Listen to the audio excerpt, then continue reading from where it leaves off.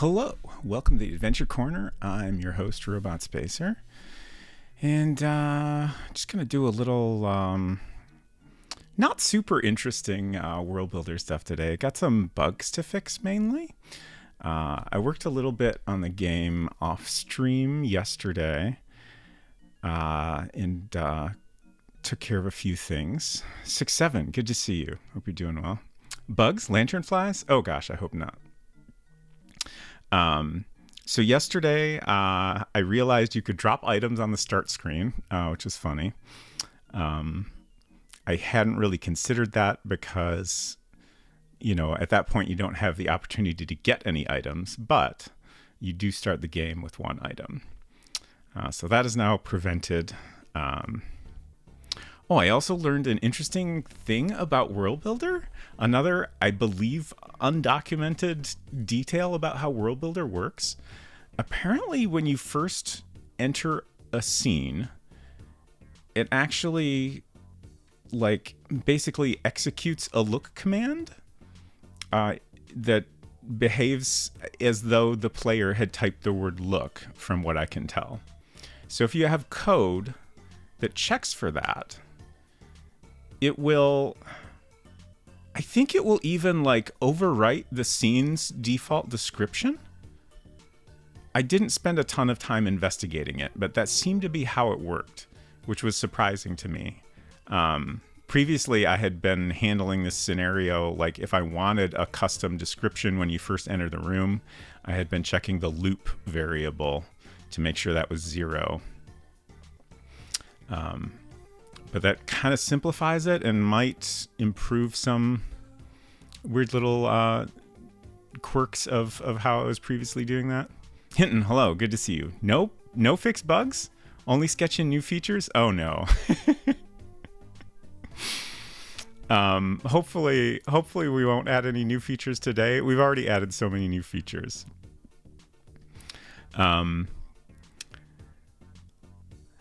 I spent a bunch of time fixing up the conversation with Brisket.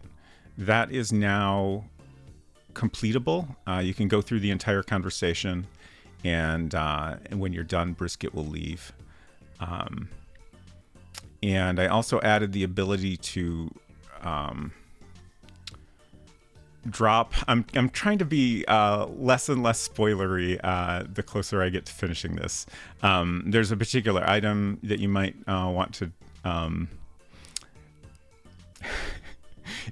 do something with during that conversation, and now you can do that during the conversation without having to back out, which I thought would be useful. And then after adding that ability, I discovered a big problem. Which I think I'll wait to show you all. I'll talk about that when I show what is happening exactly. And then the other fun thing I discovered is that our global code is almost full.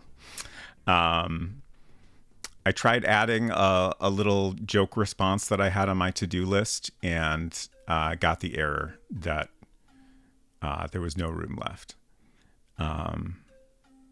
And I was adding maybe, I don't know, less than 10 lines of code in order to do this. So we're very tight on space there.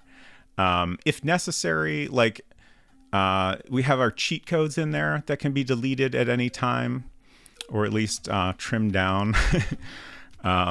There's dialogue with Scully that could be trimmed down if necessary. I don't really want to do that, but if we need to, that is definitely taking up a lot of space in the global code. So those are options. Basically, I know we can deal with it. It's not a game-breaking problem, but it is now an immediate concern at any time we need to do something that like is an interaction you can do anywhere in the game. And said, no more spoilers, so much for me being able to beat this game. Well, I mean, we'll offer hints as needed. You can dial up the Robot Spacer hint line if you need it. Hit a file size limit in my browser-based IDE at work and was like, what is this, World Builder? That is an interesting situation to run into. I'm curious how big the file was. All right, so let's get in the game and talk about this issue I discovered. I'm a little bit concerned about it. A lot concerned about it. My notebook. It'll be okay. We can fix it. It's gonna be messy. My main concern is that the fix will create some like obvious weirdness, but it's probably okay. All right, 128K. Oh, something was misconfigured. All right. Seems like a very small limit. So we can no longer drop things here, which is good. Cheat and go into this. Let's cheat and get our items here first. Actually, you know what? Let's cheat and go to the study. And then we'll drop all the items in the study, which will make the bug even more apparent. Oop, cheat items. So initially, the way I did the study, we have this lamp here you can turn off and on. And initially I was like, you know, it's one room, so we'll do this all in a single scene. And we'll simply place a dark view graphic on top of the entire scene when you turn the light off. So it's basically a whole new background that gets drawn on top of the existing background. And there's also other things that can change in this room. And basically, because of all these sizable object changes, the room became very slow to interact with, particularly when the light was turned on or off. And that was a minor issue. But then the much bigger issue that came up is on a much older Mac, like the original 128K. Everything draws like an object at a time. So you see each layer appear, which meant that when the room was dark, you would see the light version of the room first, and then the dark version would draw on top of it. And it was also very slow to go through this process. So not great. And I fixed this by making the dark version of the room a completely separate scene, which actually overall has worked out great. It simplified a bunch of messy code and fixed the weird drawing and speed issues. However, I realize we have a new problem. Let's turn the light off. I think this will work. Where'd all the items go? Well, they're in the other room because it's a different room. So we need to write code. There's no way to like get a list of all the objects in the room or anything, smart like that. So the only way to fix this is to have code that checks for each item in the game that you can pick up or drop, checks if it's in the light version of the room, and then moves it to the dark version of the room. And then hopefully this transition won't be super awkward and weird. Like, worst case scenario, you see the items disappear, and then you move to the dark version of the room, and then you see the items pop back in. Hopefully at least one of those goofy transitions will not actually be visible to the player, but we'll see. Keep this in IMO, new item puzzle.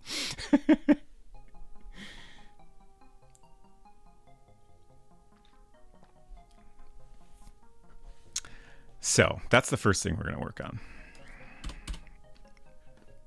And then hopefully we can finish that and move on to something else, in which case there's some little details with Brisket's interaction that are not quite done yet.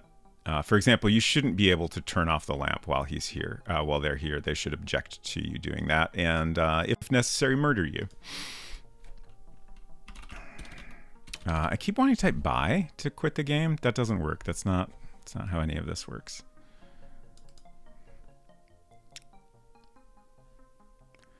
So, I'm just thinking, what's the easiest way to figure out all of the items you can pick up in the game. Gosh, it would be great if we could simply like sort our list of objects by mobile objects, but that's not a thing. I think the best we can do is check our global code for the cheat command. And then there's at least a couple of items that aren't in that list, but that'll get us most of them. My number one concern with this, having to hack around this issue, is that I really hope this doesn't happen, but there's a tiny chance we could be getting close to the code limit for the study rooms, because this is going to be a big chunk of code we're adding. I don't think that'll be a problem, but just I'm a little nervous.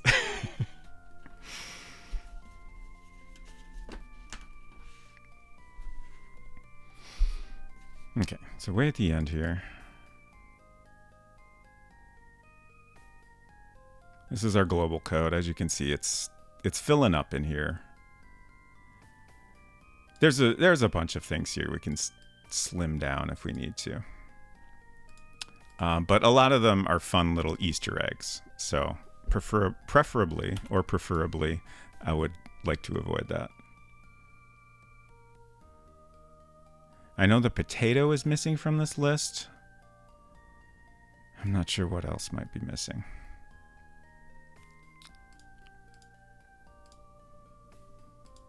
So I believe the light version has more code. So let's start there. Because if we do run into code size issues, the sooner we know, the better. I genuinely don't know what I will do if that is an issue. I don't think going back to a single scene is a viable solution.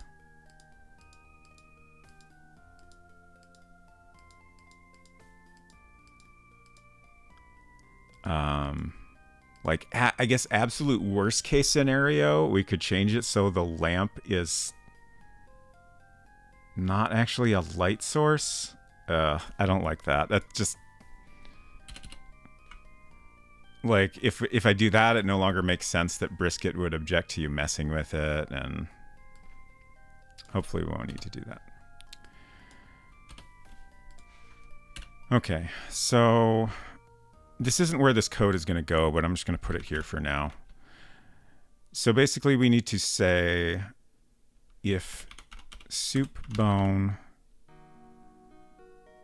Oh, you know what? You can't actually get here with the soup bone in your inventory. I'm going to put the code in anyway. I feel better about having the code there. I've occasionally done this, like, even if there's a scenario that shouldn't happen in the game, I'll just put the code for it just to be consistent.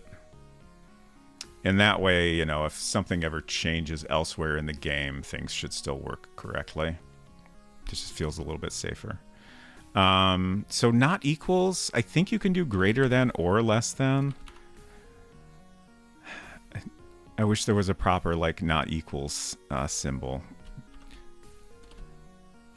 Scene, so I believe that is the proper check for if the item is... Or wait, no, we want if it is in the scene. My mistake. And then end. And this will be study dark. So I think that's the code we want. If soup bone is in the scene, then move soup bone to study dark. And then we'll move this code somewhere else so it only happens when you're going to the study dark scene. And then we'll copy and paste this a bunch of times.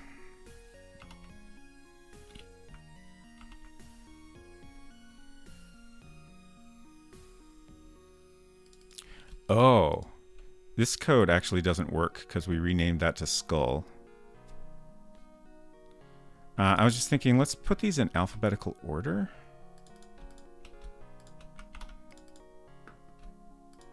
It just seems slightly easier to manage if we end up adding more items. For example, that token we were talking about.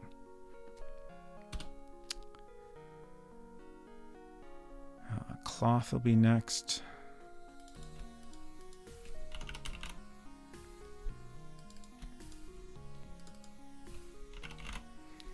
Maybe add a peddler who trades old lamps for new. Old lamps for new. Okay, cloth. Alphabet. Agent Scullia's skull. I'm just going to rename that down here. Light bulb next?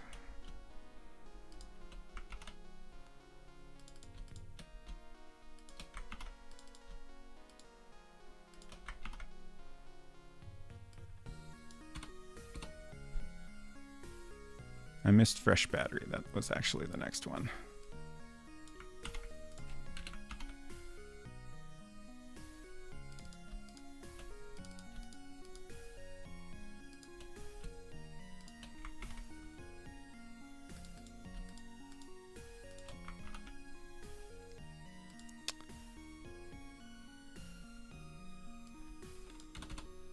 Normal key.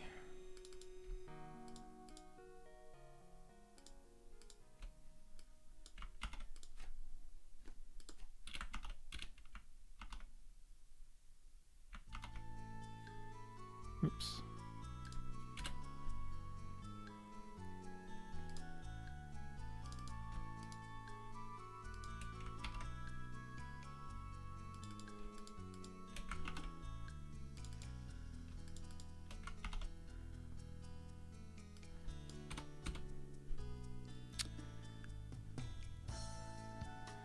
Now we're to the S's. So, Skull. I'm pretty sure Scully is just named Skull now. Oops.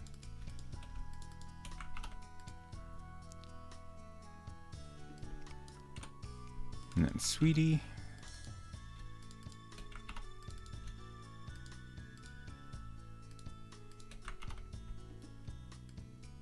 Oh, I missed Rapier Sharpwit. Doing very good at the alphabet today.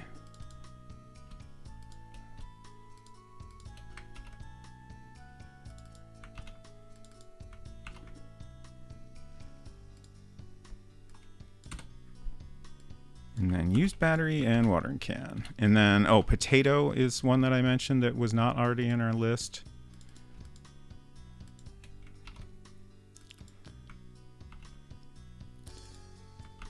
Maybe I'll just do a quick run through the entire game and grab every item I can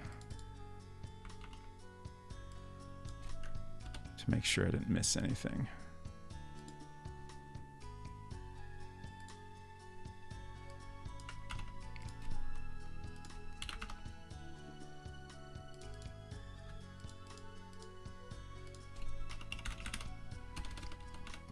Potato.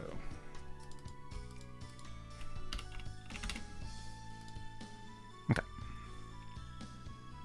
So now let's copy this and put it in the right place. We don't want this to all... Currently, this will all happen anytime you do anything in this room, including when you first enter it. It should be very confusing. So that moves you to the close-up to talk with Brisket. Okay, so here's where we move the player to the study. To the study dark, rather. Oh god, it's here twice. Shit.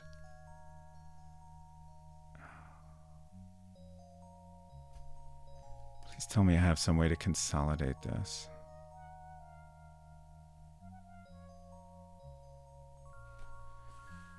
What?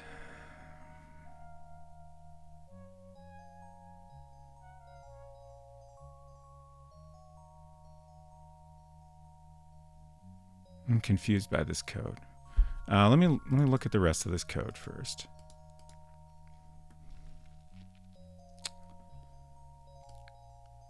Oh, here's another place where we move the player to the dark study? What? Okay. Okay. I got confused here. I saw that we were moving something to study dark in this block, and I didn't even pay attention to the rest of the line, and I was like, oh, this is where we're moving the player to the study dark scene. But that's not actually the case. This block of code and the block underneath it just keeps the two rooms in sync, so that if you do something to the lamp, the other version of the room gets the same changes. So if you take the lampshade off and put it on the ground, then that happens in the dark room as well. But this isn't moving the player. So that's not where we need to make these changes. We need to make these changes up here. And that should be the only place where this happens. So we could move these items around before moving the player or after moving the player. I'm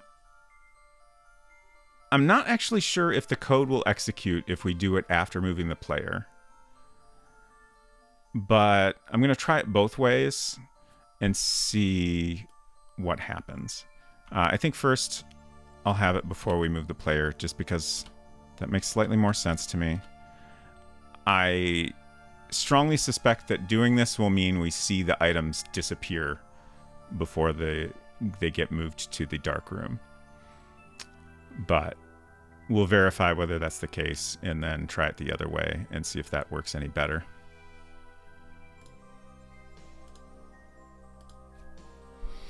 And then once we settle on a way to do this, we'll have to do the opposite to move things back to the light room.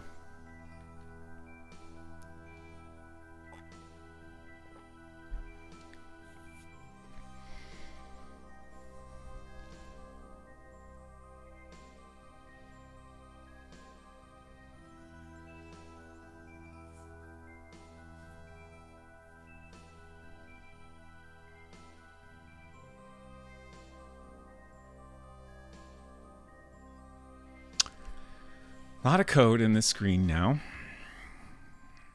so we must be patient. There we go.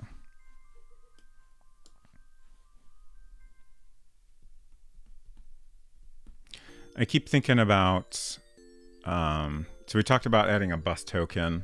I kind of think I just want to go ahead and add a new scene for that, but I feel like if we're going to go to the trouble to add a new scene, we should make it worthwhile, by which I mean add more to do there than simply finding an item.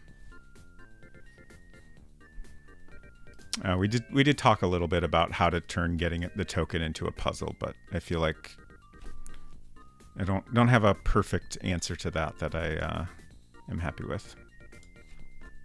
Okay, let's cheat study. And then cheat items to get all our items here. We need to open the book. Oh, we don't have the skull. So let's go grab the skull.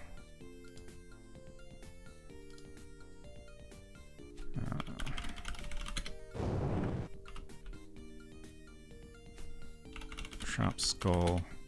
I meant to update the cheat code to refer to the skull correctly, but I forgot.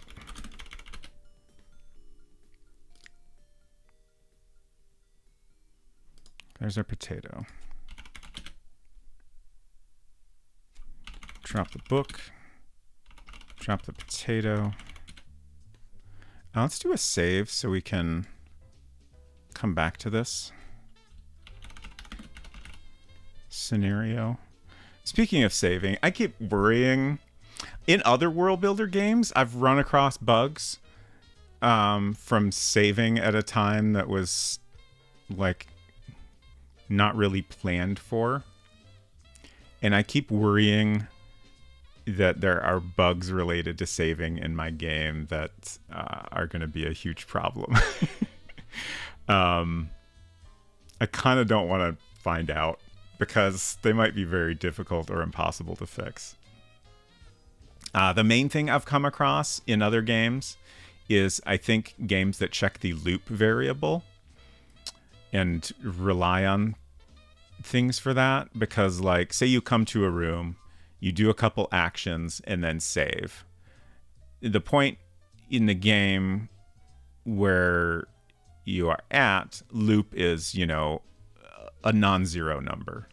Maybe it's 3, for example, if you've done 3 interactions. But I believe if you save and then reload that save, the loop variable gets reset to 0.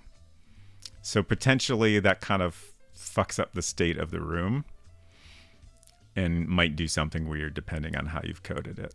I don't think that's an issue in our game, but I could be overlooking something. Okay, let's turn the light off and hope for the best. Yeah, there they go. Oh, we missed a battery. But at least they're all here, aside from that one battery. Oh, I think I missed the used battery. No, used battery is here. I swear I did fresh battery. Okay. Maybe I made a typo or something. But at least that worked, right? So that's good. Let's try it the other way and see if that happens to work any better. I feel like either it's not going to work at all, like it'll stop executing the code after the player is moved, or we'll see the items pop in instead of pop out. But maybe we'll get lucky. If that's the best we can do, I think it's okay. Like, it looks goofy, but most players are going to have, 1 or 2 items on the ground here at most. Maybe even none. So I don't think it'll be as noticeable as it was there.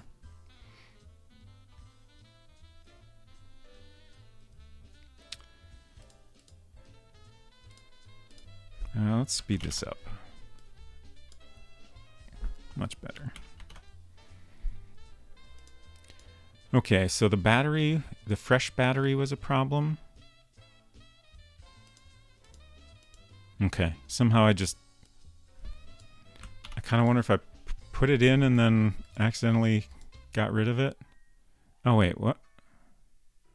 Why is soup bone way up there? Okay. I clearly should have looked this over better. Oh, I see what happened. I checked for fresh battery and then moved the soup bone. That's an issue.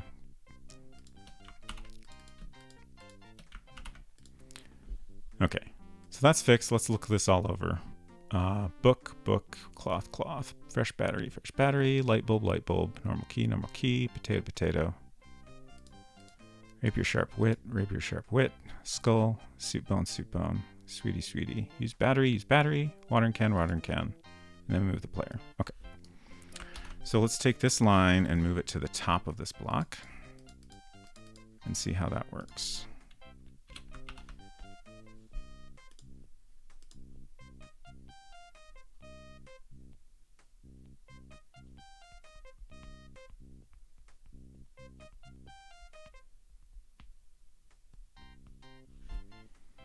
Forgot to change the speed.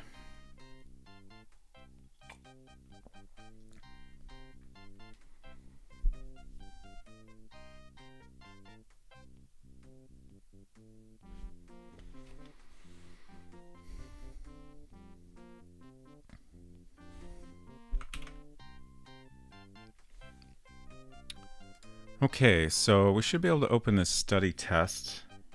Wait, what? Huh. That's weird. Did it open a different game? I guess that kind of makes sense that it wouldn't know which game to open the save in. So we got to open the game first and then close and then open. Okay, that worked. Okay, so the battery should get moved now, hopefully. Okay. As I suspected, once you move the player, it stops executing the code. I had previously run into this when trying to do some animation. I was just experimenting with different ways to get the animation I wanted. And it seemed to stop doing things after you move to a new scene. So that's good to know. And possibly another undocumented thing about World Builder, though it might be mentioned in the manual somewhere that I just haven't come across. Okay. So we'll have to settle for seeing the items disappear.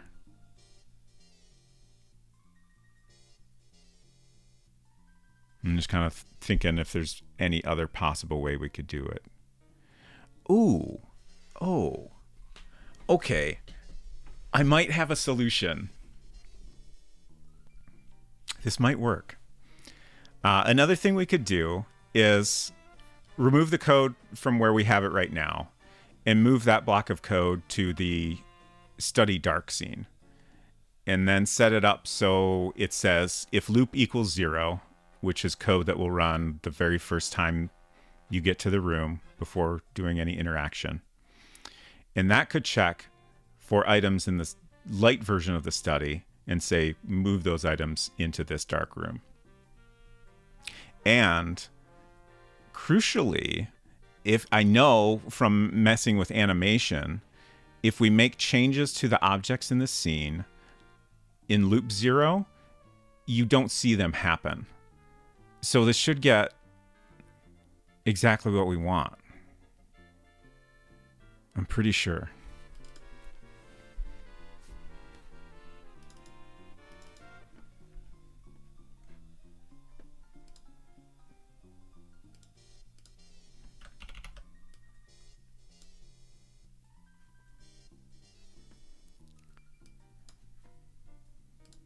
Whoa.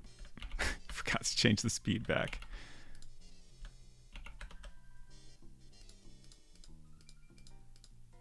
Okay. So we're going to take this whole block and remove it from here. So we're going back to just moving the player here.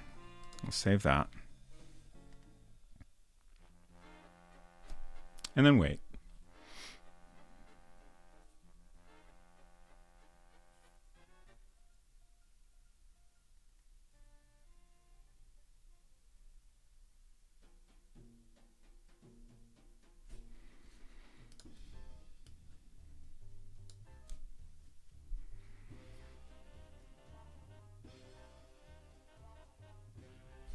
Okay, so here's the code for study dark. Generally, I have loop 0 stuff at the end. I'm just making sure I don't already have a block for that. Okay, so if loop number equals 0, then end. And then we just drop this whole block in here. And then we just need to... Scene needs to refer to the opposite room here. So we just got to update these references.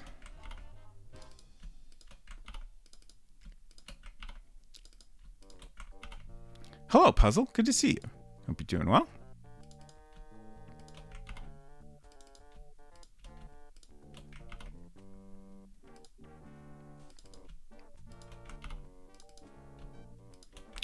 We are currently trying to solve an issue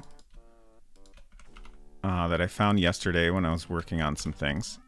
At some point, we changed the study.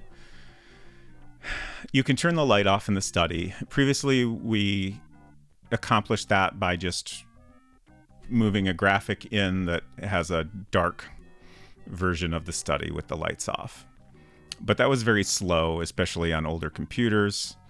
So we split it into two scenes. So when you turn the light off, we actually move the player to a different room, which overall seemed to work fine. But I realized yesterday that if you drop anything in the room and then turn the light off, whatever you drop stays in the version of the room with the lights off. So currently we're trying to figure out the best way to address that issue. Basically, we need to move the objects. Like I have a line to check for every possible item you could drop in the game and then move it around. And then I'm also trying to figure out how to do that in the most seamless way possible. My first attempt, you could watch all the items disappear before the player got moved to the other room, which was not great. But I think I just figured out a way to fix that issue. So we'll see if it works.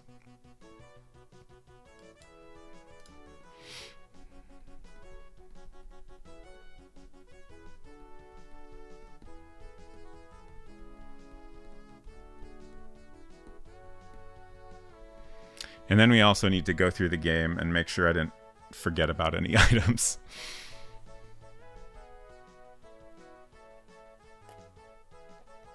Oh, while I'm here, let's fix our cheat code.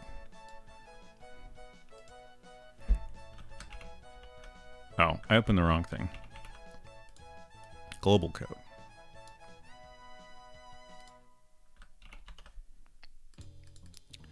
Okay, so we renamed Scully to just Skull. And I'm also going to add a line in here for the potato.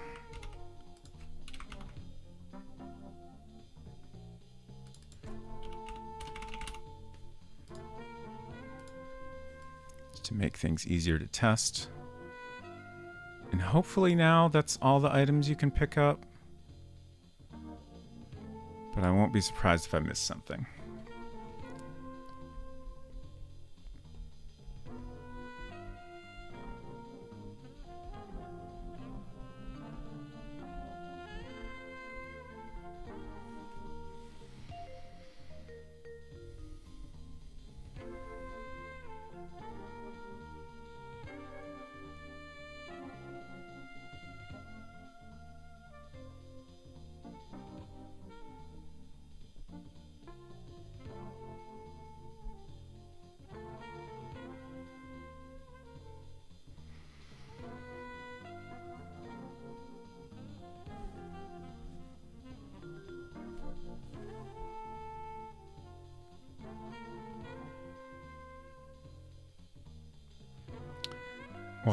While this saves very slowly, I'm just thinking about the vending machine again.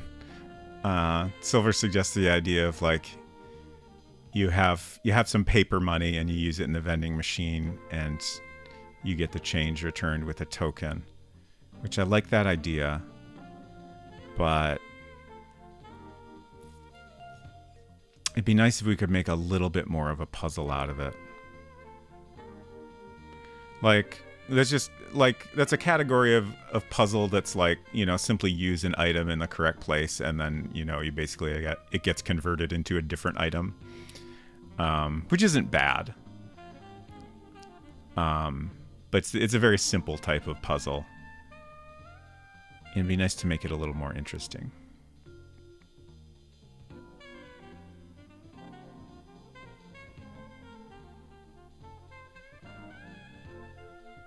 Blah Holtzen, hello, good to see you. Hope you're doing well. Coming up with good puzzles is so hard. Yeah, for sure.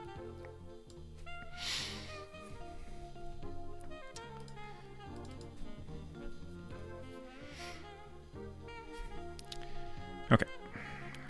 Cheat study.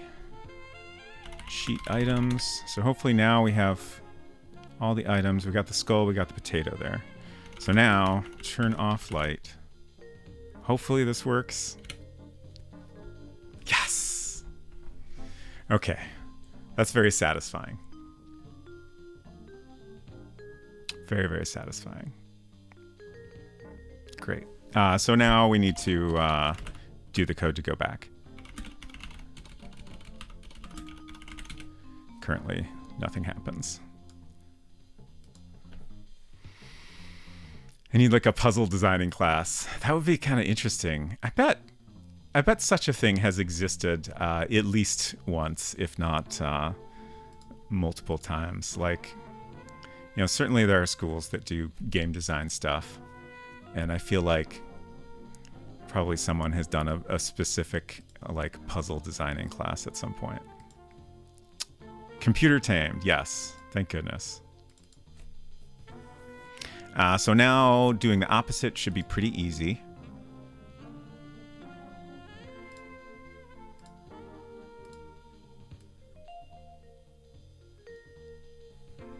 Speed this up.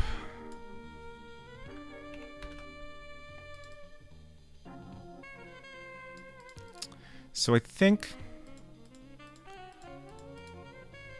before I copy this over, I'm going to change all these references to be seen at, because this line of code should always move the object to the current scene.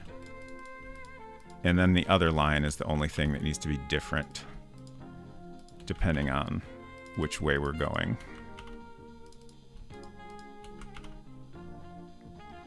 This is also a few less characters, which never hurts, since we do have a limit on how many characters of code we can use in each scene.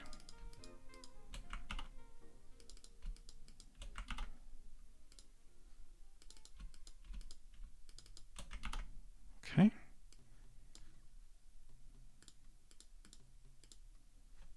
So let me just copy that whole block. Save that.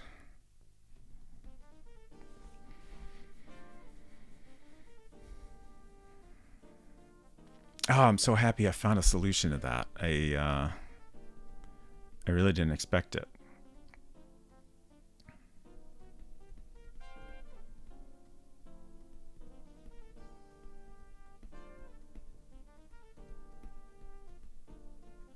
It's such a shame that all this world builder knowledge I'm gaining is relatively useless.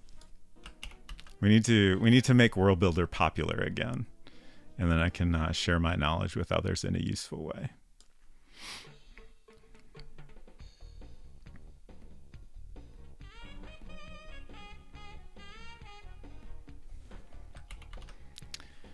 Okay.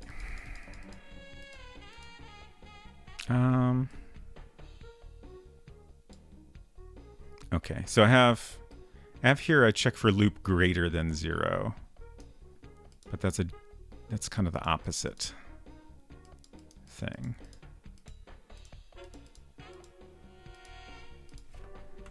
Okay. So this code is mostly correct, except everywhere we say study, we need to change to study dark.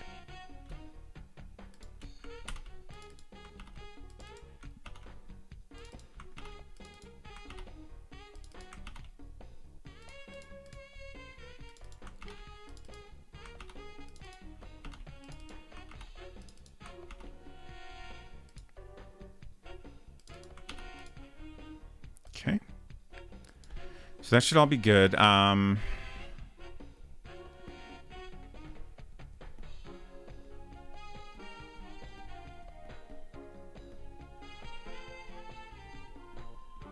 just thinking of the best way to make sure we didn't miss any items. I think what I can do is I'll go through the game, I'll find everything I can, pick it all up, and then we'll go into the study and do the study cheat code, which moves everything into there. And then if there's anything left in our inventory, then that's something we missed. I think we're done with this save now.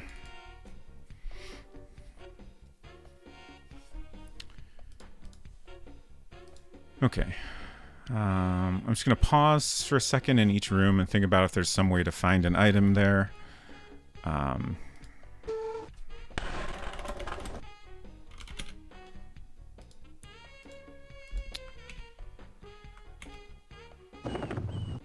going to turn down these sounds. They're a little loud for me.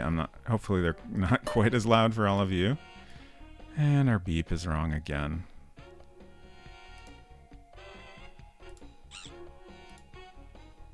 Okay. There's nothing to get here.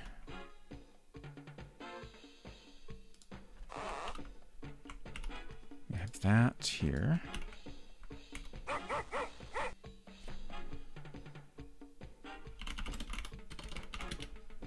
have the key here. Let's just cheat inside the house. Just to save a couple turns there. cloth in here. That.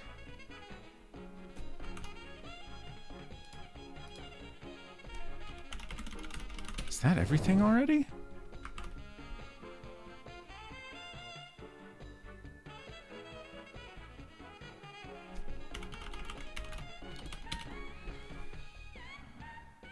No, no. Oh, right. The whole... Okay. We have the light bulb here.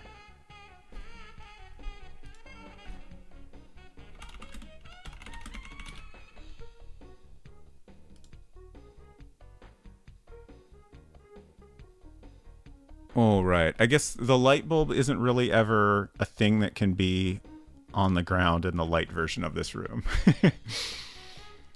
Let's actually put that back in. Just so we can turn the light back on.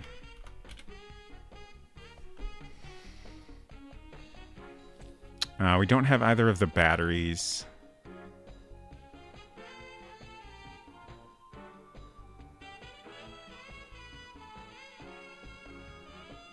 I don't think we've missed anything.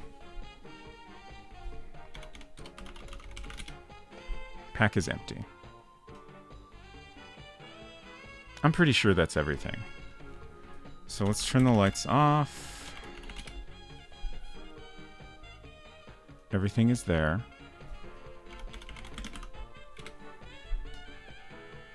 And everything is still there. Great. Perfect. We're done. Amazing. Check mark.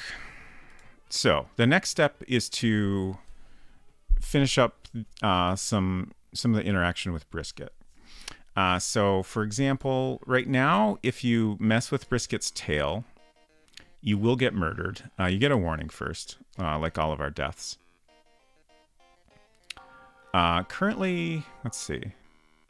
Oh, clicking on Brisket anywhere other than the tail takes us to this close-up.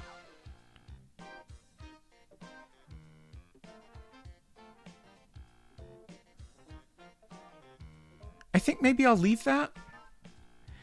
My plan was to make it so that clicking on Brisket was basically equivalent to trying to pet Brisket, which they would not approve of.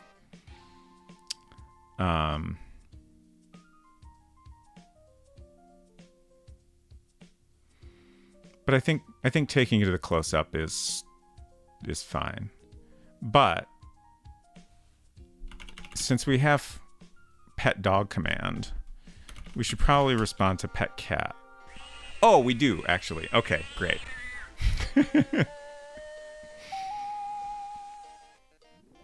Perfect. Okay. So, all the interaction with Brisket directly is correct, but we still need to fix... If you mess with the lamp while Brisket is present, they should object to that and, if necessary, murder you. So that's the part we still need to fix.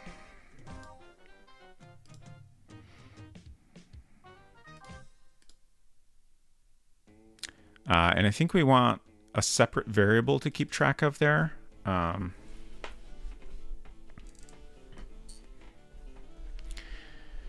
Just because if you try to pet Brisket or mess with their tail, you'll get a warning, and then if you try to mess with the lamp, we don't want an instant death there. We want another warning if necessary. So we need a variable to keep track of that.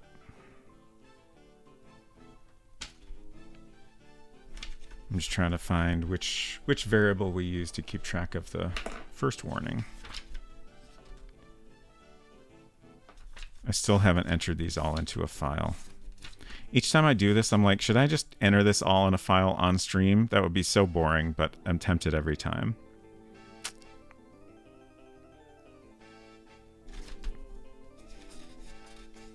And yet, it probably wouldn't be any less boring than watching me flip through this notebook so many times. Oh, cat warning, cat warning.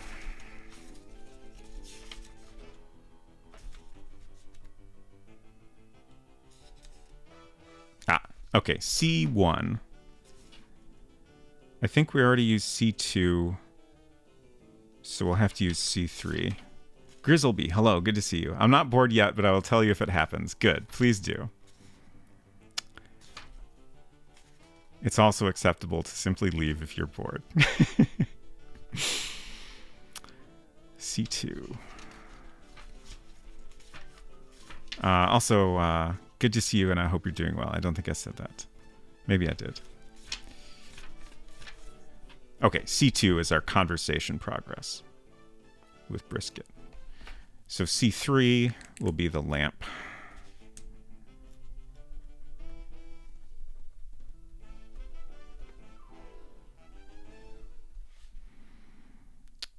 Zero, never, well, less than one.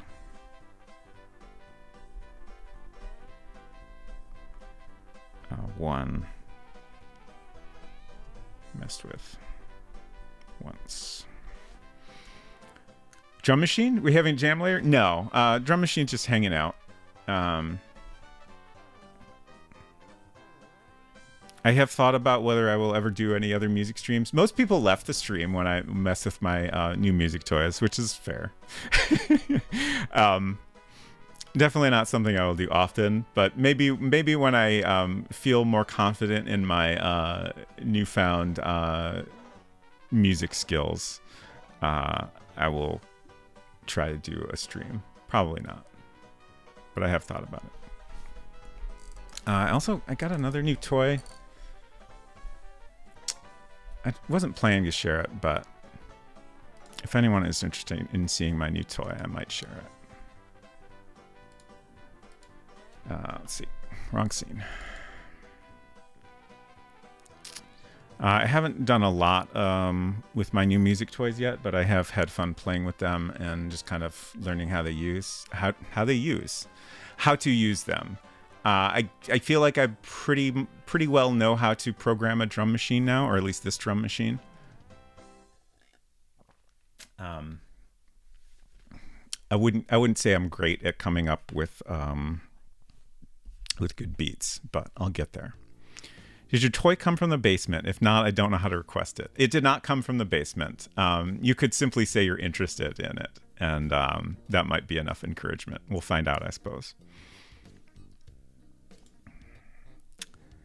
It was a new toy that I purchased. It is a very expensive toy. I'm a little embarrassed by that because I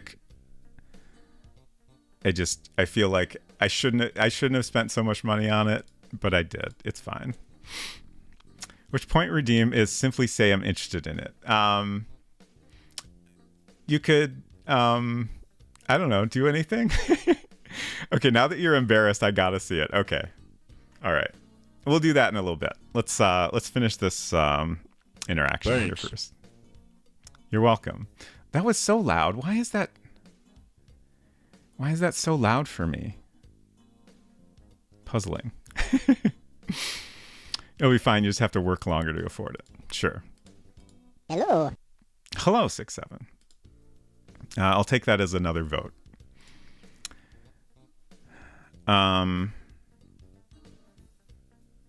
Actually, a lot of the reason I decided it was okay to spend a lot of money on it is because I unexpectedly got a large chunk of money back from two different sources. So I got way more money unexpectedly back than I spent, which I feel like is a win, right? I'm spacing out trying to remember. Study is the room we want this in? Yeah, because we're preventing the player from messing with the lamp until Brisket is gone.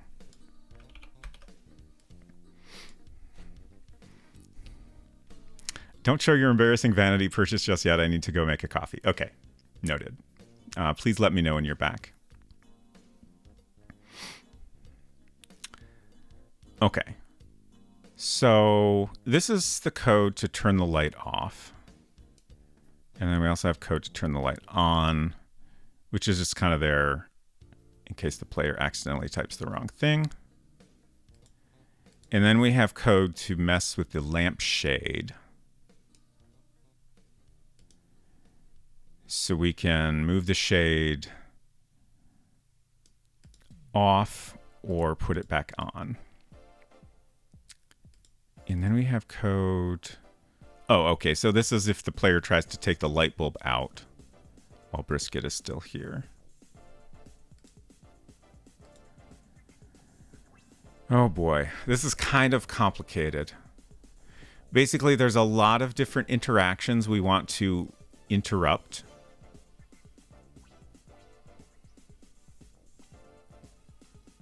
If Brisket is here.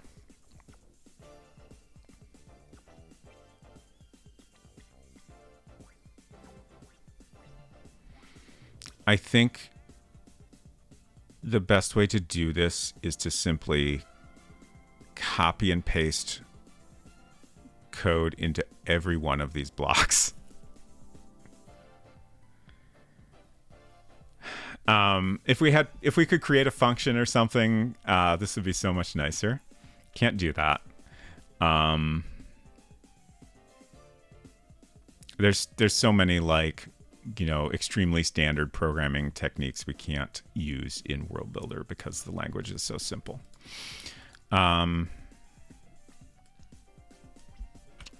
Just going to copy that because that's the check we want to do, more or less. Yeah. So let's try this and see what happens. I think just looking at the scroll bar, I'm pretty sure we're way under the code size limit for this room still. So I don't think this will be an issue. It's just kind of it makes the code a lot messier, but I don't think it'll be a problem otherwise. So let's start with our first relevant block here. If Brisket is in the scene, then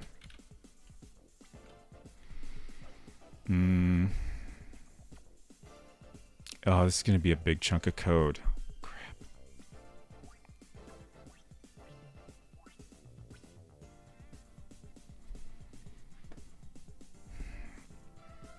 The other option we have is, before all of our relevant code, we have a block that checks, if you're trying to do any interaction that will upset Brisket and Brisket is here, then do this and then exit. So that would basically, handle the Brisket response and then not continue to any of these other code checks.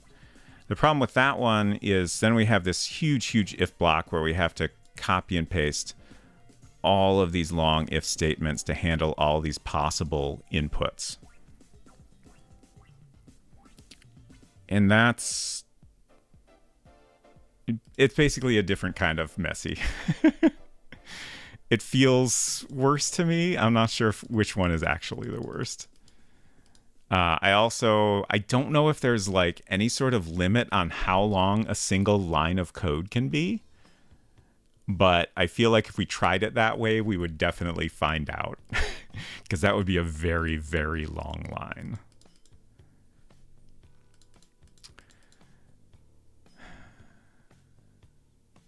Oh, gosh. So here's the code for... Oh, wait. Here's the code for our other Brisket death.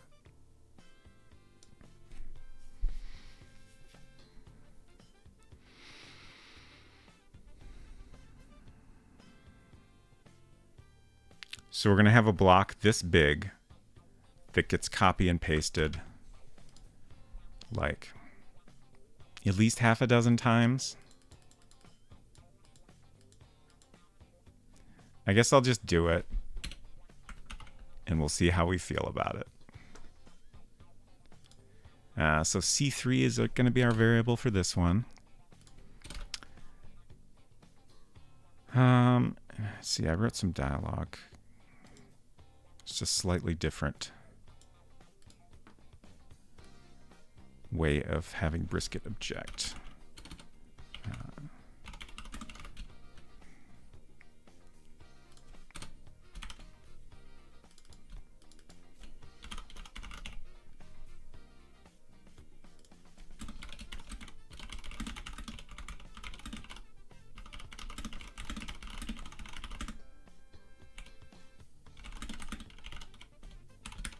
Because Brisket is reading a book here.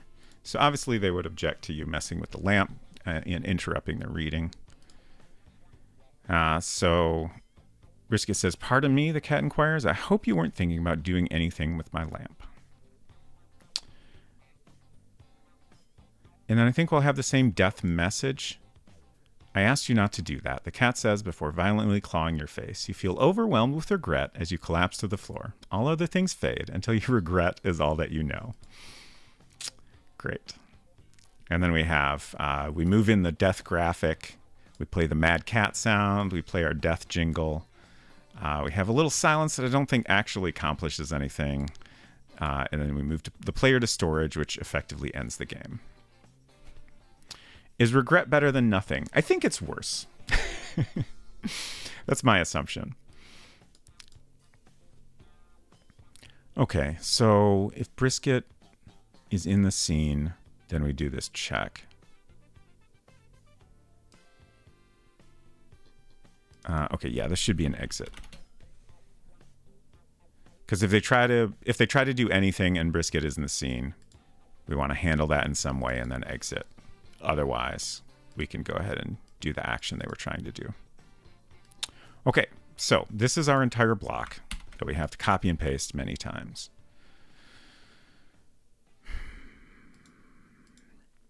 It's fine. It's fine unless we get an error, which we very well might.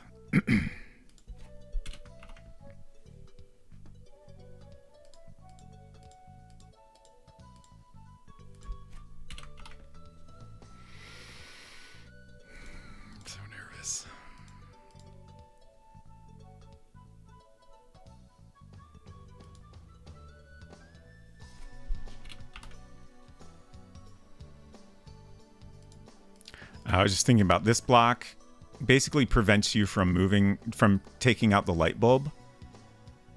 So we don't necessarily have to have Brisket object to this because you won't be able to accomplish it anyway. Oh, actually,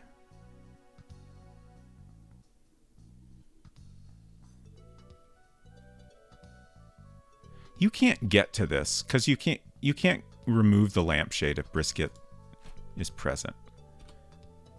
So we don't need to do that. Normally this is a thing where I would put the code in anyway just to kind of be consistent, but since this is such a huge block of code, I would rather leave it out somewhere where it's not needed. Now I'm just looking at the other blocks here. Okay, so this is putting the lampshade back on, which again, like you can't get it off in the first place if Brisket is here, so we don't need that check. This is taking it off, so it is necessary there.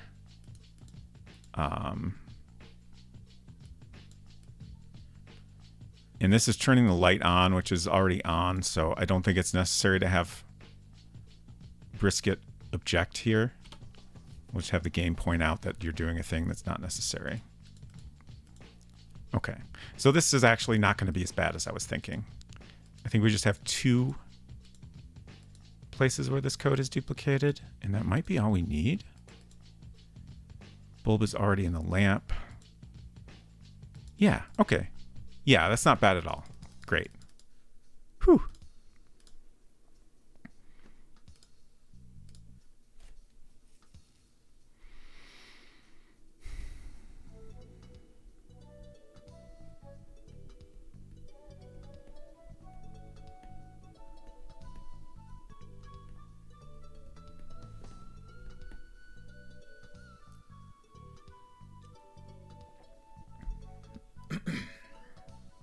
Excuse me.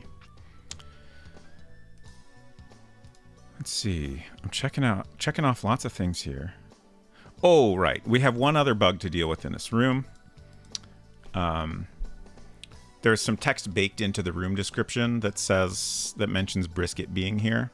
And once Brisket leaves, that room description needs to change. So that's our last bug in this room that we know of so far. I'm sure there's more.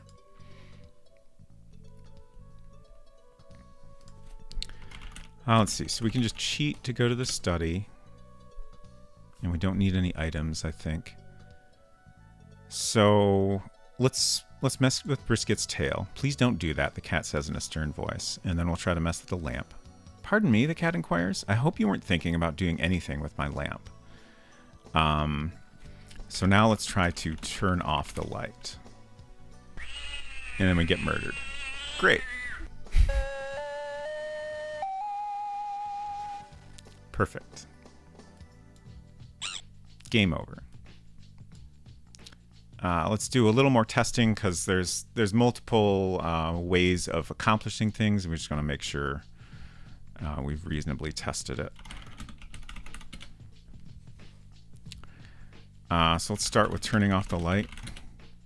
We get the objection. That's kind of a warning. Hinton is back with coffee. Wonderful. And then next we'll try to remove the lampshade. And then we get murdered. Perfect.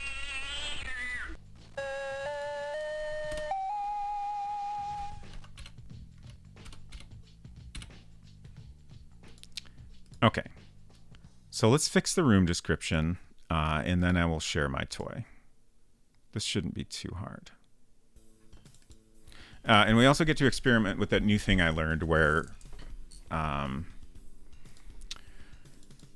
the game seems to send a look command as soon as you enter the room.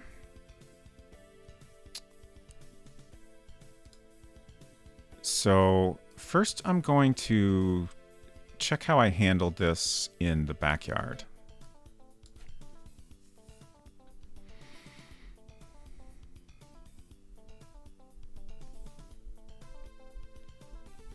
Tell us about your coffee, Hinton. I'm thinking about coffee, and I would enjoy hearing you describe your coffee, if you would like to share. It's not mandatory. Okay, so previously this is how I handled this scenario. If loop equals 0 or text equals look, and the two equal signs are important, that makes sure they've exactly entered look. Because if they type something like look soup bone, we don't want the room description to appear. But it turns out we can simply say if text equals look without the loop check. And I believe this code will execute when we first get to the room without the player typing anything. It just like automatically, behaves as though the player has typed look. So I'm going to go ahead and test this before we do anything else, just to make sure it is working the way I believe it works.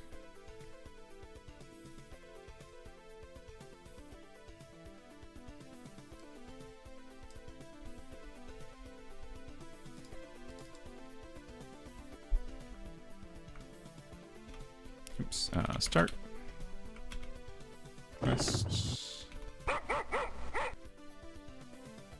Okay, so we did get our room description.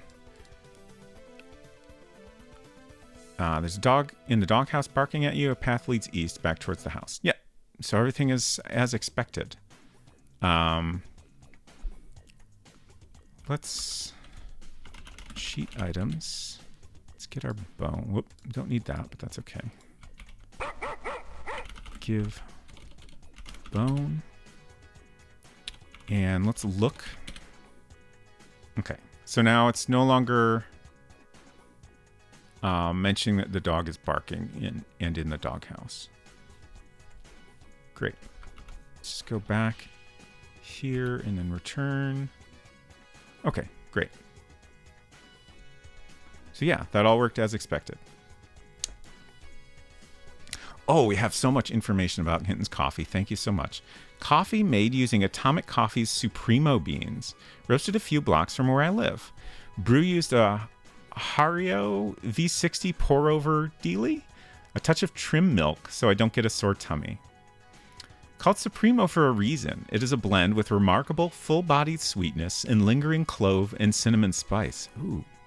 Built on a base of Ethiopian Sidamo, this coffee blend has a great depth of flavor and complexity.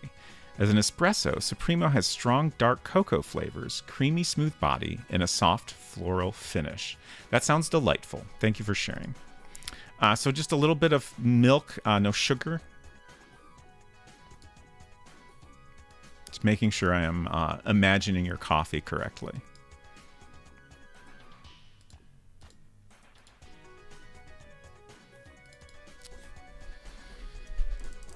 No sugar, I'm sweet enough. Perfect.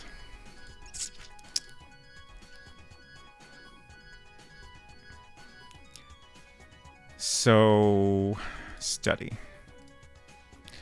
Study dark. Brisket will never be there, so we only need to update the description for the light version. So, I'm going to copy this whole block of text. And I'm going to remove this. But I'm actually going to leave the rest of this because I want to test a little. Actually, let's put some text in here. This is a test. I want to see if we ever see that text. I don't think we will.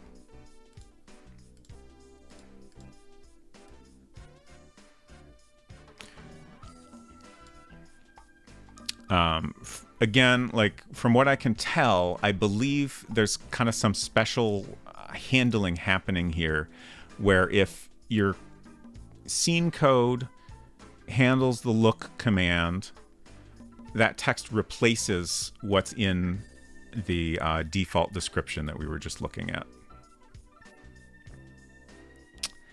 Unseeker Crush says, hello, briefly popping in from the Werewolf Zone to let you know we are now beginning to actually play Werewolf after 2 hours chatting, lol. Thank you for the update. That's very funny. I was thinking this would be a very short stream, but if you're just starting to play Werewolf, maybe it'll actually end up being longer. Okay, so quick start to the game today. So here we have our loop 0 check. I think we'll put our look command before that. Oh, whoops. That's fine. If text $ equals look, then exit, no, end, excuse me. Print, just add a couple print statements here, and then we'll fill them in a moment. Salt Ranger, hello. Great to see you. Hope you're well today.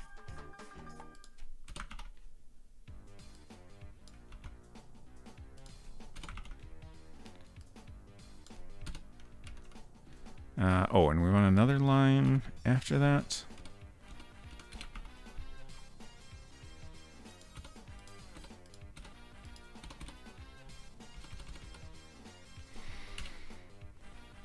Okay.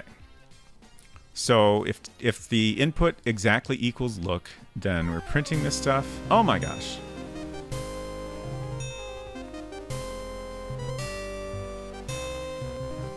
Salt Ranger, thank you so much for your subscription. 3 whole months. I appreciate all your support very much. And most importantly, I appreciate you being here. Ye verily, I am well. Thank you so much for the in-character response. And I'm glad to hear that.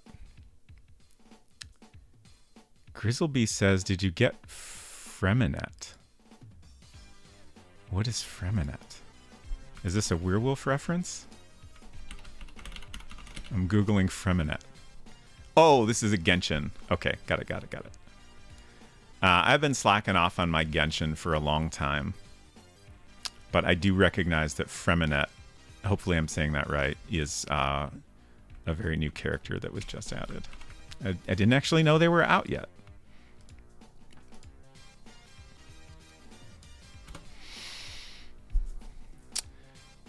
Okay, so we need a conditional here that says if brisket equals scene, then we mention brisket being here.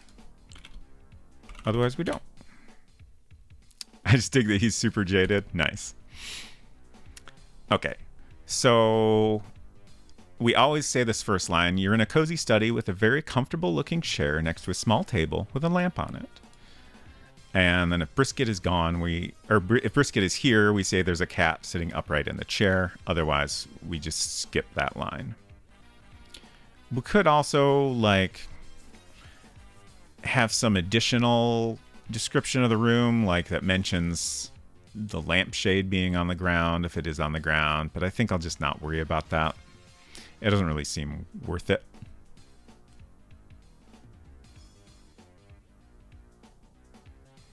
So let's go ahead and test that.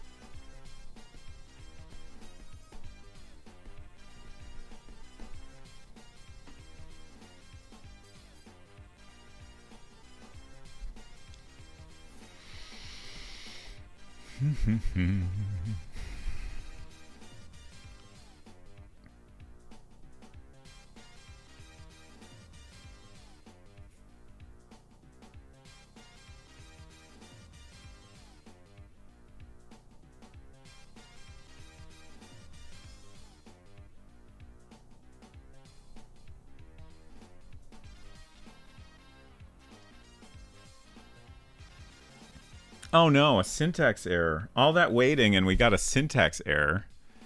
What did I do?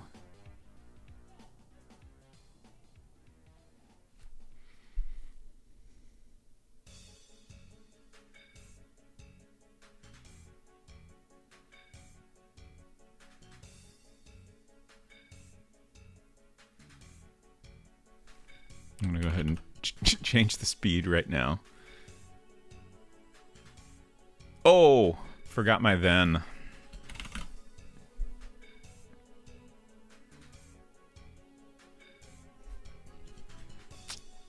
Otherwise looks fine, I think. Okay, great. Okay, so again, in the default description I have this is a test in all caps. So we're going to find out if that ever actually shows. I believe it will get overwritten, which is kind of useful.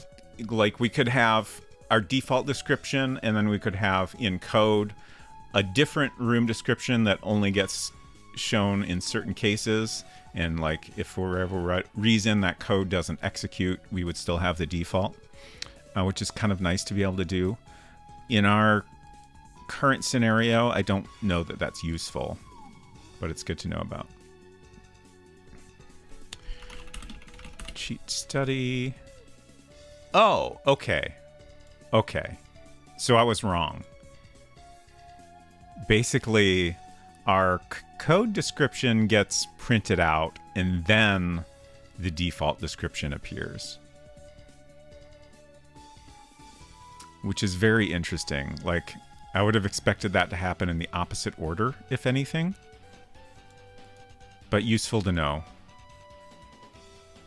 So we'll just remove the default description, which is what I've been doing in scenarios like this anyway. Let's go ahead and fix that before we bother doing any additional testing.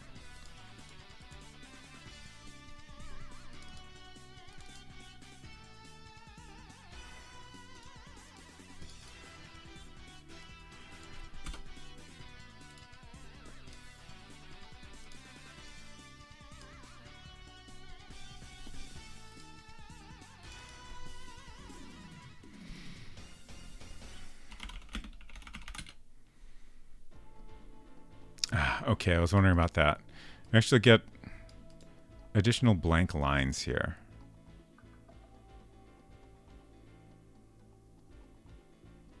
Just slightly annoying, but I can deal with that. It's not that big a deal, but it bothers me, so I'll fix it. Okay,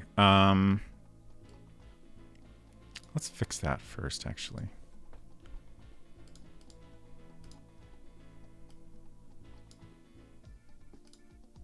I just want to see if the same thing happens elsewhere. Oh, why didn't it happen here?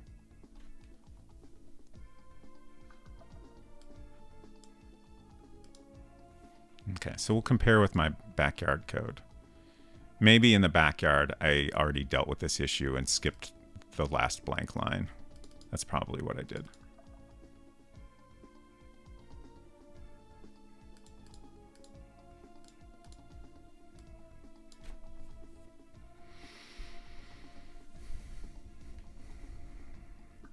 Okay, this is probably at the end. Okay, look. I do print a blank line.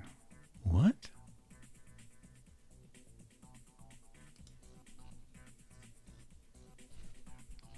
What?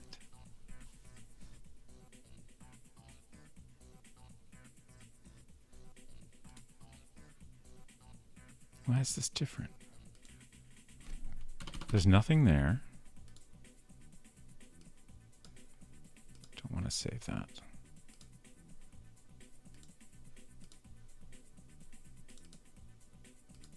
There's nothing there.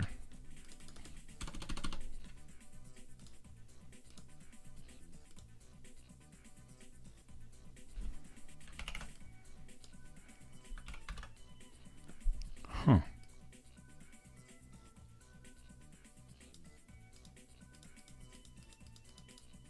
Oops, scroll too far.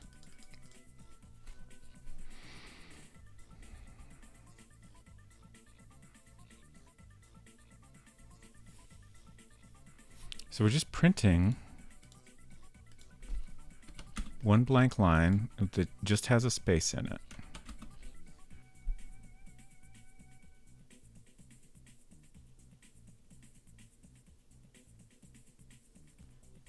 Which is the same thing I do in the backyard, right? This is so puzzling.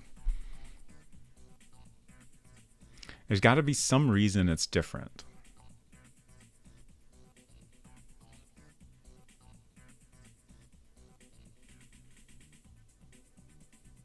If text $$ equals look, then end.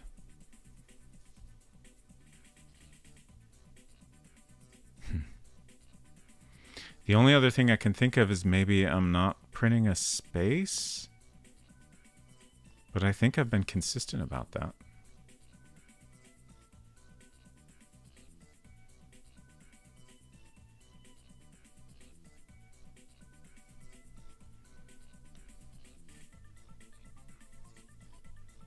Like if necessary, like if I can't make sense of this, I can just change the code here and not worry about the fact that it's weirdly inconsistent, but I'd like to figure it out.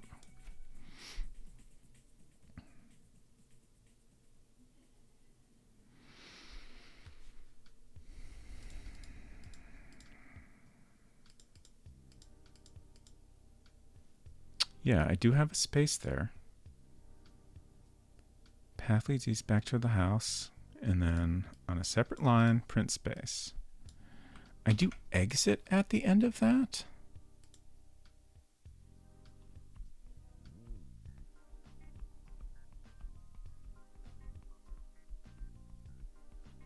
I don't. Oh. Is that? That might be it. Okay. Fascinating. All right. So let's try this. I think I understand it, and I'll explain it as I'm doing things here.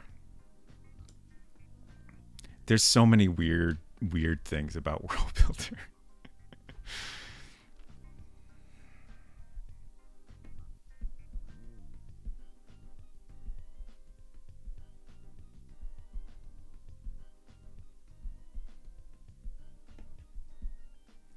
Okay, so I'm going to take this look handling and I'm going to move it to the very end of our scene code. Currently, at the end of this block, I end so that we want this loop 0 block to always execute when the loop is 0. But if I move this to the end, then that will happen regardless because it's before it.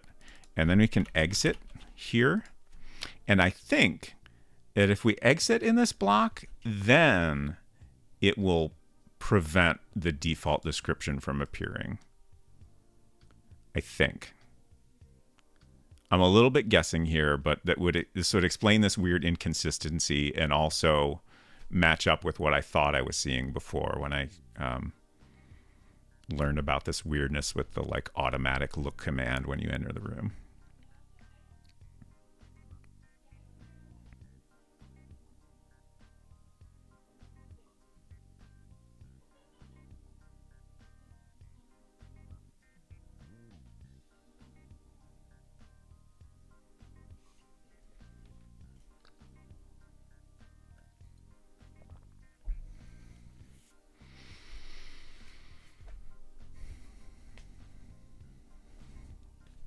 So again, we're going to put some text in here.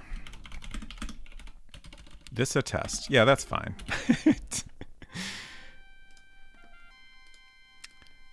And now I think because we're exiting after checking for the look command, that won't appear.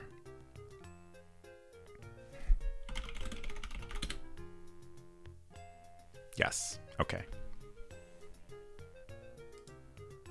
Great. So now I'm going to go through the entire brisket conversation. If you don't want spoilers, simply do not watch. I won't bother to read all this because it's a lot of dialogue. I'm just going to go through it real quick.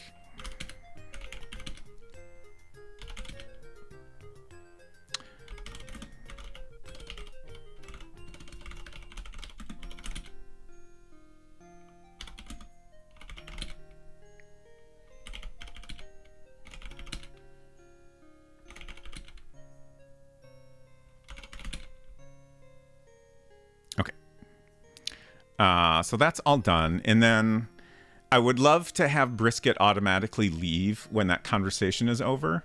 But because of animation limitations, we need to have an interaction. So the way I set this up is so you back out of the close-up, and then any interaction you do in this room will cause brisket to leave. So we get our little animation there, and now brisket is gone. So now when we come to this room, we should no longer see this message about brisket being here. So let's check that.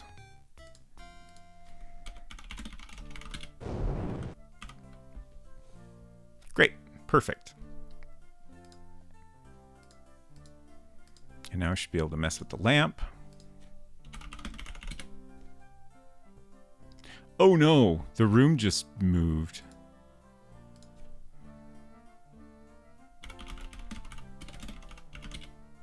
Why did that happen? Huh.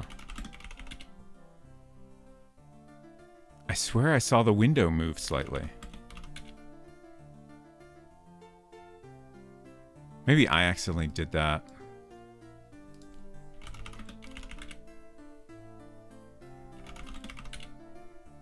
Okay, yeah, I think I must have accidentally dragged it. Okay. All right. So that's all done. I do want to make sure I remove that test text, even though it shouldn't ever appear. We want to be sure of it. And don't want to waste however many bytes that's taken up. Precious, precious disk space.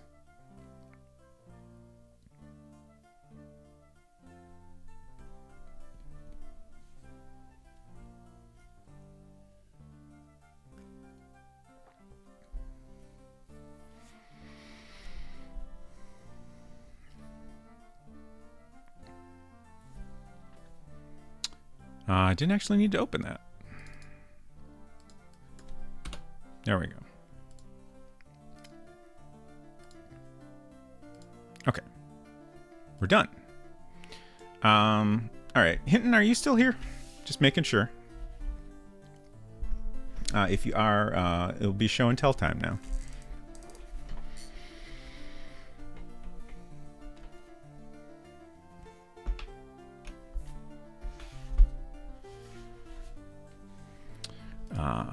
While I'm waiting for a response, I will check my notes to see if there's anything else we might want to work on today. Could maybe spend a little more time on the help screen.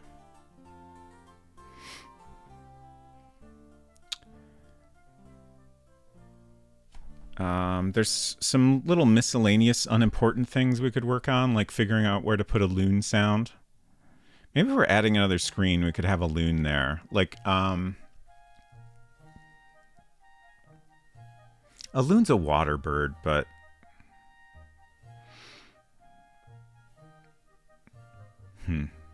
Do loons make nests? Let's learn about loons.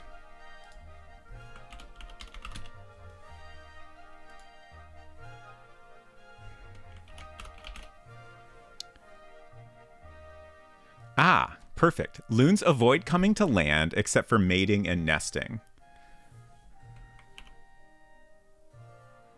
Loons are migratory birds, and in the winter months, they move from their northern freshwater lake nesting habitats to southern marine coastlines. I'm just looking through the Wikipedia article for any mentions of nesting to learn, like what kind of places they make their nests in. Northern freshwater lake nesting habitats. So, like... okay, here's a bit more info. Loons nest during the summer on freshwater lakes and or large ponds. Smaller bodies of water, up to ½ kilometer squared, will usually only have one pair. Larger lakes may have more than one pair, with each pair occupying a bay or section of the lake. The red-throated loon, however, may nest colonially, several pairs close together in small Arctic tarns, and feed at sea or in larger lakes, ferrying the food in for the young. Loons mate on land, often on the future nest site, and build their nests close to the water. Okay, that's the info I was looking for. Preferring sites that are completely surrounded by water, such as islands or emergent vegetation. Okay. That's a little unfortunate, because we definitely can't add an island to our game. Loons use a variety of materials to build their nests, including aquatic vegetation, pine needles, leaves, grass, moss, and mud. Sometimes nest material is almost lacking. Both male and female build the nest and incubate jointly for 28 days. If the eggs are lost, the pair may re-nest, usually in a different location. Since the nest is very close to the water, rising water may induce the birds to slowly move the nest upwards over a meter. You did get auto-modded. Twitch does not like the word loon.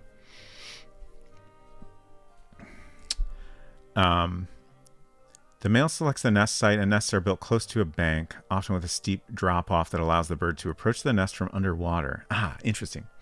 Floating nest rafts help loons cope with these water level changes. So the reason I'm learning about this is because I would love to get a loon sound in our game. We all love the loon sound.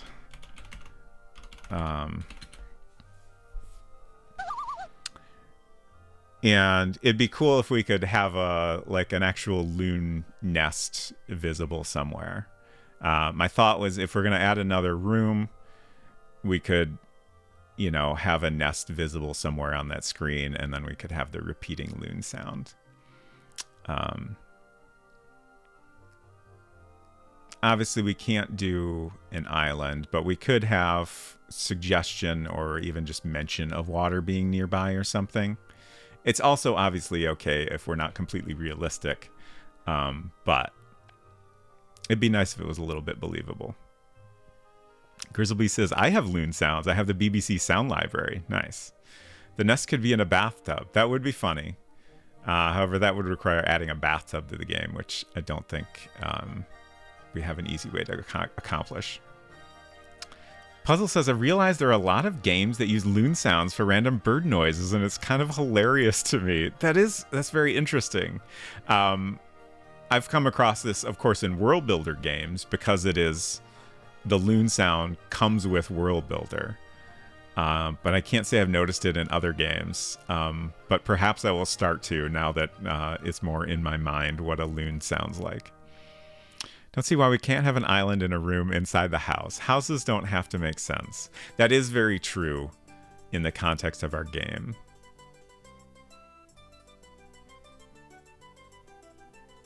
Mostly, it's just, it complicates drawing the scene. Salt Ranger says, as far as I know, there's only one term that acts as a synonym for mentally ill that isn't at least a little problematic. Haha, wild. Yeah. Grizzleby says they use this one falcon for all eagles and birds of prey too. Right, yeah. Yeah, I was, shoot, where did I see this? I saw a thing recently about how most people don't know what an eagle actually sounds like because, like, a real eagle sound doesn't sound, like, epic enough. So what you usually hear is, like, I want to say it was some type of hawk, but maybe it is a falcon. I don't know. Luna's pretty archaic as that goes. Yeah, for sure.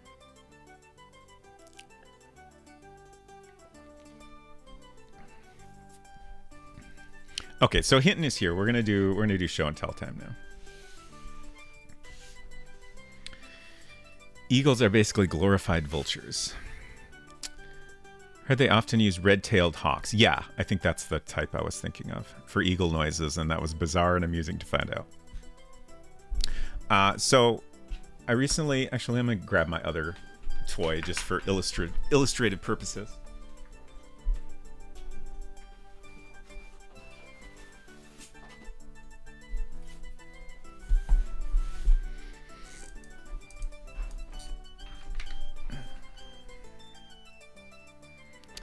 Okay, so I recently got this pocket operator from Teenage Engineering, and also this Dado Duo.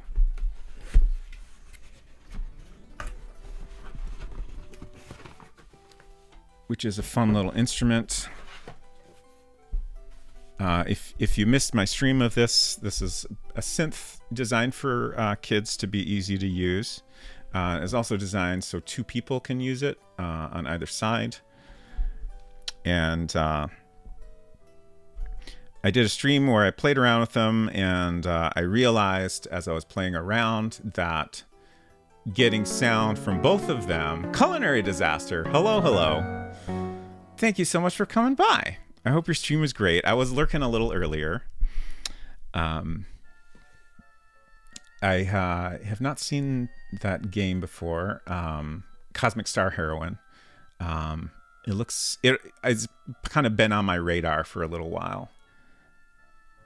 But I hope you had a great time. And welcome, everybody. I'm just showing off another music toy acquisition that is in this box here. But then we'll get back to some more world building, probably. Efton, great to see you. Hope you're doing well. Played some Cosmic Star Heroine today. Great game. Nice. Okay, so I needed to figure out a way to get audio from both of these into my computer, and then ideally a way to like hear both of them at the same time, and basically a way to like get multi-track recording, so like I can, you know, have audio coming from both of them going into my computer, and then have each one as a separate track in whatever program I'm using, so I can, you know, make changes and stuff like that. So this was a thing I had not really thought of beforehand. And there's lots of options to accomplish this. Many of them are much, much cheaper than what I settled on. But the one I got is super flexible. It is very, very small. Like, a lot of mixers are just enormous. And, like, this desk is tiny. I don't necessarily have to do this stuff at this desk, but it's got our other audio equipment here. And also, I just like small things a lot. So I ended up getting the TX6 from Teenage Engineering. And it's so tiny, it's kind of wild. Salt Ranger says, Step 1, acquire synth. Step 2, interface with computers. Step 3, question mark? Step 4, profit. Yes. Oh, this is upside down. And also a funny thing is, this is technically a synth also. It's got a lot of weird features. Like, I love Teenage Engineering is just, their approach to making things is delightful. And this has all kinds of weird features that aren't necessarily useful, but are fun. So this is the tiniest 6-channel audio interface you could possibly imagine. It's actually 12-channel. These are all stereo inputs, and they can, you can have separate left and right that get handled separately, which is honestly pretty impressive. I got a USB-C connector here, which is great. And all kinds of knobs and sliders for every channel. A few different outputs for various purposes. And let's see. Oh, got a fun little toggle on the side here to turn it on. It's also battery powered. Oh, the screen is getting captured at a different refresh rate than the screen is using. But yeah, it's battery powered, so you don't have to have it connected to power to use it, which is cool. You could even like hook up a disc to it and record directly to a portable, flash drive or whatever. So it's got lots of uses. So basically now I can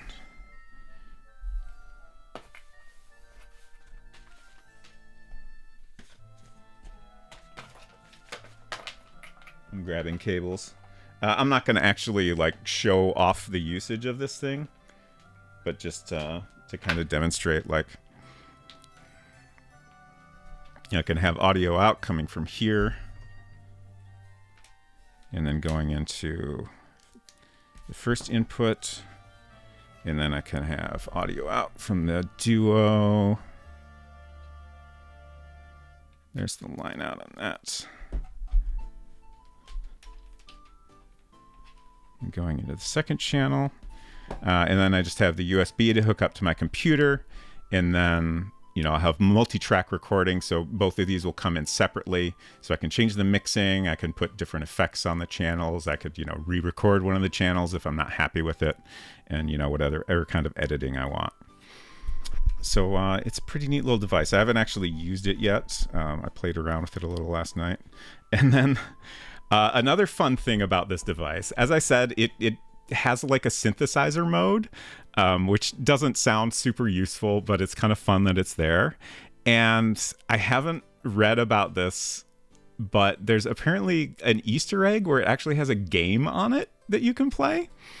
I decided I would wait to try to see if I can discover how you unlock that on my own. I was reading a review of this, and it had that section spoiler marked in case you wanted to discover that feature on your own. But very, very fun little device. And it's so very small. How much was it in New Zealand bucks?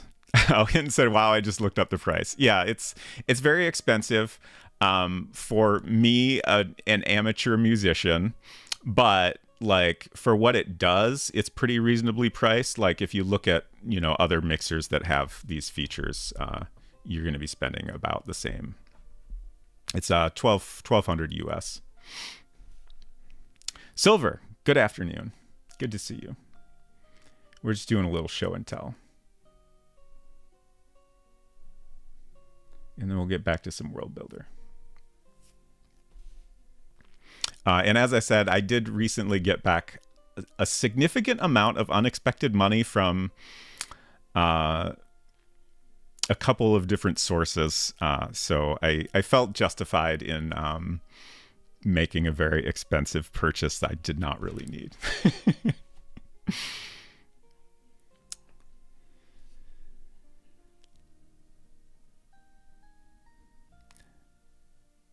F-Town said, have you tested this out? As this is an unboxing. Yeah, I did test it out last night, just to play around with it a little. Surprise money is always good. Yes, absolutely. And I still have a lot left over, which is great.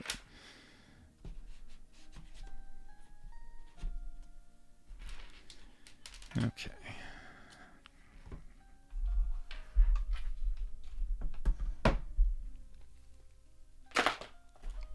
Clearing off my desk here.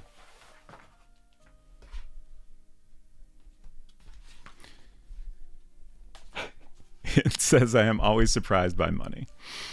Same. All right. What are we going to do now? Okay. I did give Silver a shout out. Good, good, good.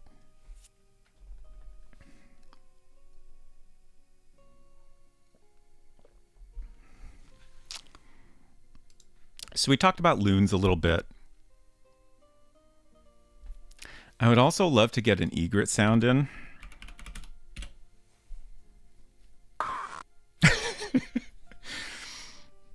Maybe that one can be an Easter egg that just happens randomly somewhere.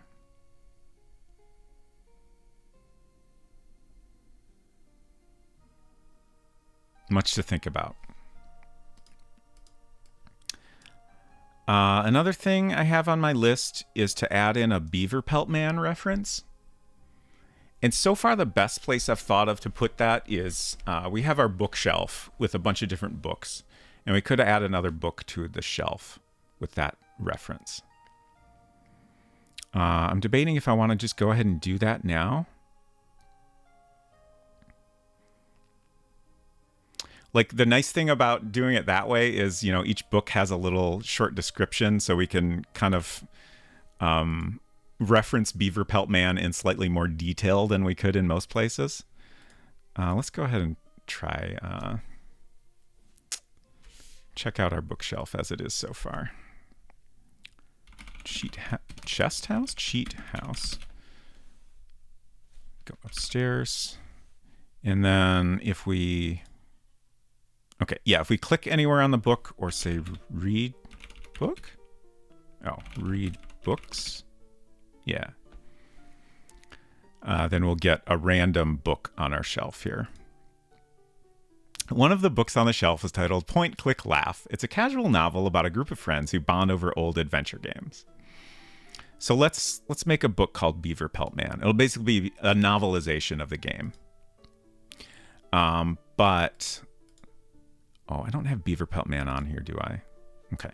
Let's shut down real quick. We have to boot up a different, very similar computer. Is this it? I think this is it. We'll find out. There it is. We're going to open up the instructions because that gives us... This has the Beaver Pelt Man lore, which is important. Welcome to Beaver Pelt Man, probably one of the first arcade-type HyperCard games. I love how bold I am about that. Next time you play this, just start by opening the stack Beaver Pelt Man. After the intro, you will go straight to the store. You start out with $600 to spend on traps, etc., etc. Okay, so lore is on a separate screen here. This is like additional gameplay tips. Okay, the story so far.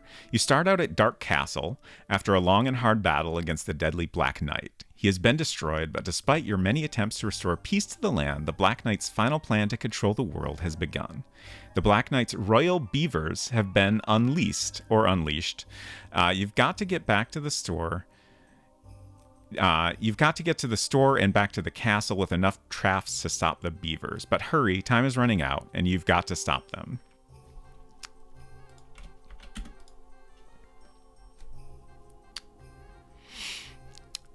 Write like something that is like 5 clicks worth of text.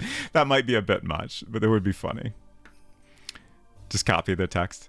I think we'll try to keep it a little bit shorter. But I wanted to mention the Black Knight's royal beavers. Like, I just want like a 1-sentence kind of summary of the plot. Let's see what's on the next screen. Don't do drugs. Okay, yeah. I'm trying to think if we could get in a reference of the Golden Dragon, Lord of the Beavers, which I think is hilarious. Okay.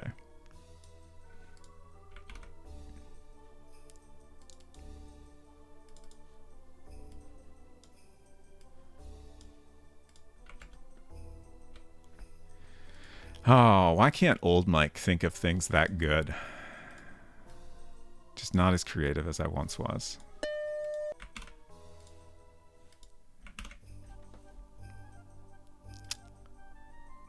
Let's see. Just trying to find my computer. There we go. Royal Beaver. Yep. Okay. I think our older selves often tell ourselves no to things. Yeah, you're probably right. More filters building up over time. Yeah. It's a shame. Okay, so this is in the upstairs hallway.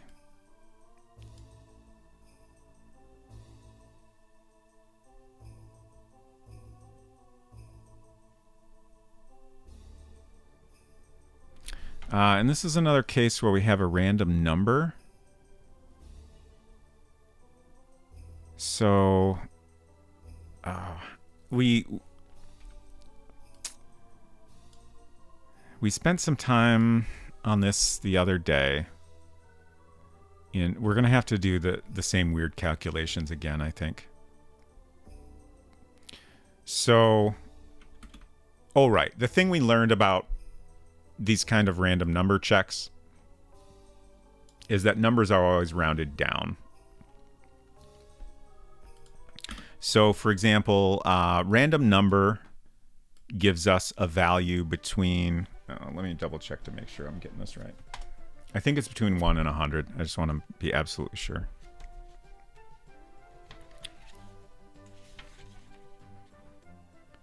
A random, uniformly distributed integer between 1 and 100.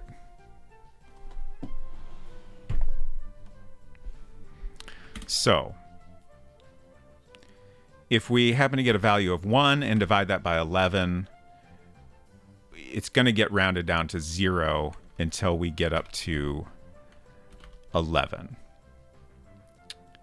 And then when we get to, let's say, 99. Wait, that's... Oh, okay, this is wrong. Shoot. What do we actually want to divide by? 9? What happens if I divide by 9? Okay. So 99 divided by 9 gets us 11. Wait, but then we have 0 through 11. So that's actually 12.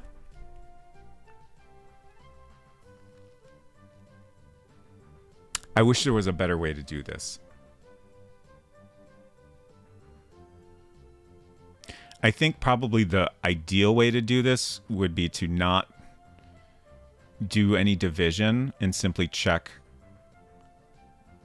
if it's between specific ranges for each one, but that's kind of annoying to do, especially if we ever add additional books or whatever. So we'll just divide it by 9, and then we'll have one that I guess is like twice as likely to appear. That's fine. So we need a 0 and... Oh, we don't even have a 10. Oh. Okay, wait. Maybe we don't need to go up to 11. So if we divide by 10,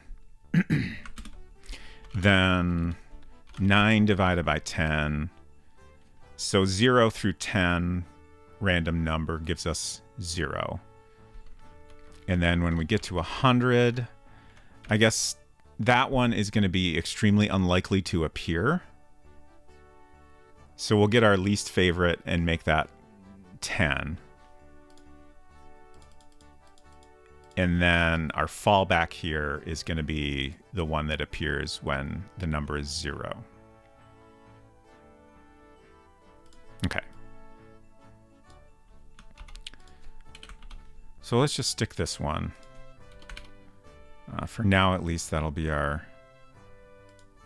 least likely one.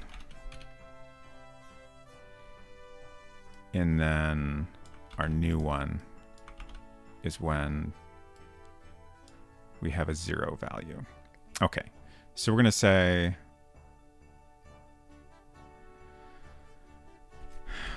one of the books on the shelf is titled Beaver Pelt Man. Whoops. The novelization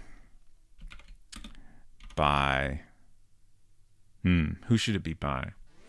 Should it be by me? I already have a book. I put in a book, Thoughts on World Builder by Mike Piontek. So I feel like I should use someone else having written the novelization.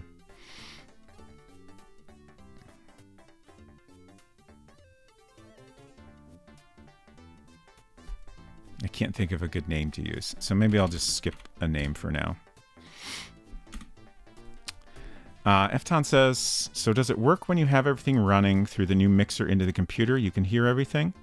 Yeah, I haven't tested that yet, but the mixer has an output on it, so you can hear a mix of everything coming through the mixer. And then I should also, if I want to, listen to everything that is coming through the computer as well. So either way. And then another cool thing is that the USB, you can have USB audio coming out of the computer. So like if I'm adding a new track to an existing recording, I can have that come out to the mixer and hear both, my existing tracks plus whatever new tracks I'm recording, which is great. And a lot of the cheaper options, I don't think would really be able to do that, especially not over USB. So yeah, it's got lots of cool things like that I can do that I wouldn't have been able to accomplish as easily with something cheaper. Okay.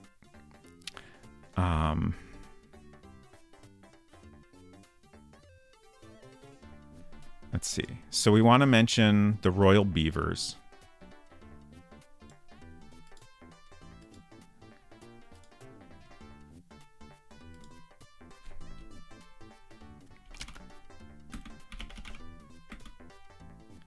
I'm just trying to think of wording here.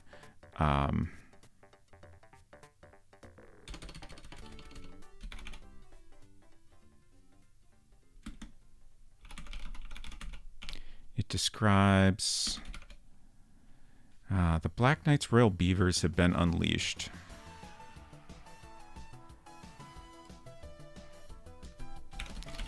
The Black Knight's Royal Beavers have been unleashed, it says.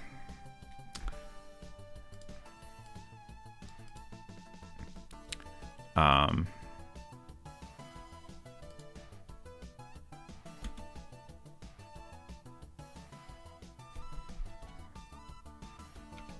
what's Prince Duncan, I think is the character's name?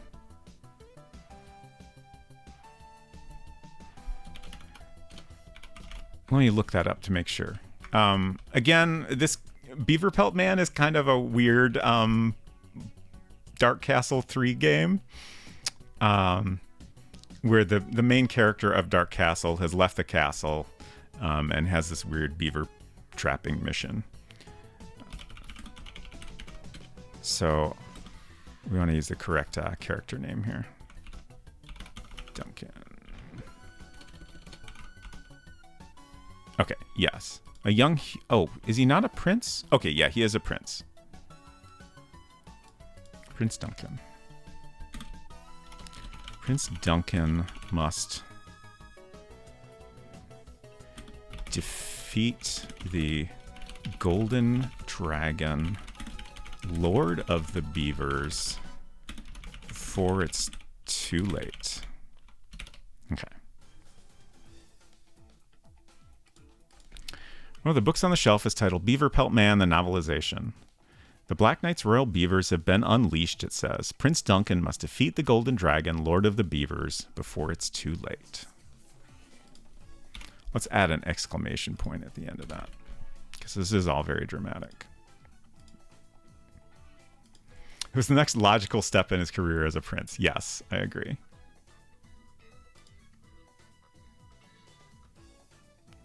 Oh, I just thought so we could do a reference to Mike's games. Here. I don't want to. I don't want to use Mike Piątek. Piątek is Polish for Friday, so we can name this author Mike with a Y Friday. I think that's great. Perfect.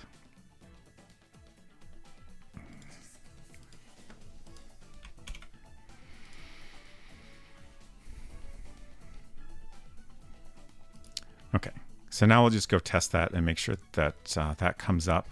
I also want to make sure that the one about Tom Schiffer and Rob Gilroy comes up occasionally. LL Cool Mike, yes.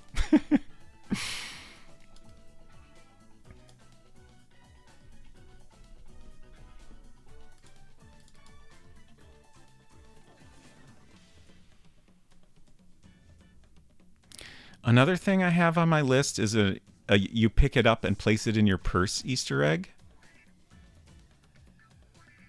I haven't thought of my plan for that is I'll have a random occurrence. So when you pick up a certain item in a specific scenario, there's like a very small chance it will say that instead of the normal message. We could maybe do that when you take the potato out of the book. It's not a bad idea. That Easter egg is going to make me smile. Good. Okay.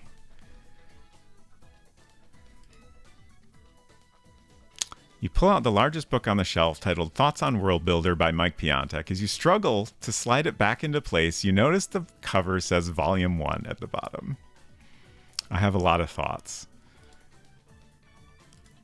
Phlebotomy 101 by Dr. Acula. Safe Scumming for Sanity. It's actually a book about belief in reincarnation.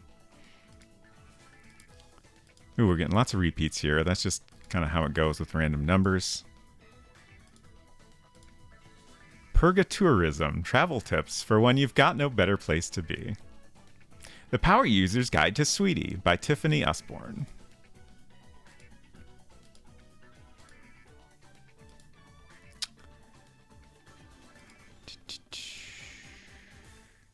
How to Limbo When in Limbo. It's a collection of dance tips for the recently deceased. Lots of good jokes in here. Oh, sometimes if you output too much text, it does this weird jump. I don't know what's going on there. Just a little quirk of World Builder. Huh, we're not getting either of the ones we're looking for. Oh, we finally got the one we just added. Okay. One of the books on the shelf is titled Beaver Pelt Man, the novelization by Mike Friday. The Black Knight's royal beavers have been unleashed, it says. Prince Duncan must defeat the Golden Dragon, Lord of the Beavers, before it's too late. Excellent. So now I'm just going to click until we get that other one that we know is like a super rare occurrence, just because of math.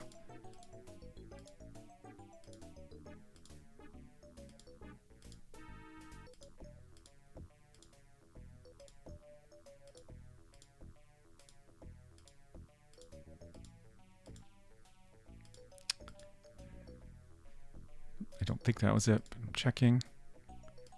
Okay. Oh, I think that was it. Yeah. One of the books on the shelf is titled How to Get Ahead in Navigating by Tom Schiffer and Rob Gilroy. Okay, great. So at least it's still there. Do you feel more powerful on Fridays? That's a great question. I never thought about it, but maybe a little bit. Okay.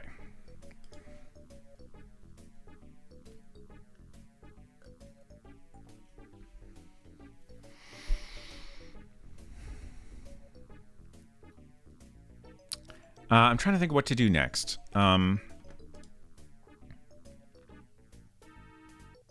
Actually, next I should take a break. I'm going to take a short break. I'll be back in a few minutes and we'll figure out what to work on next.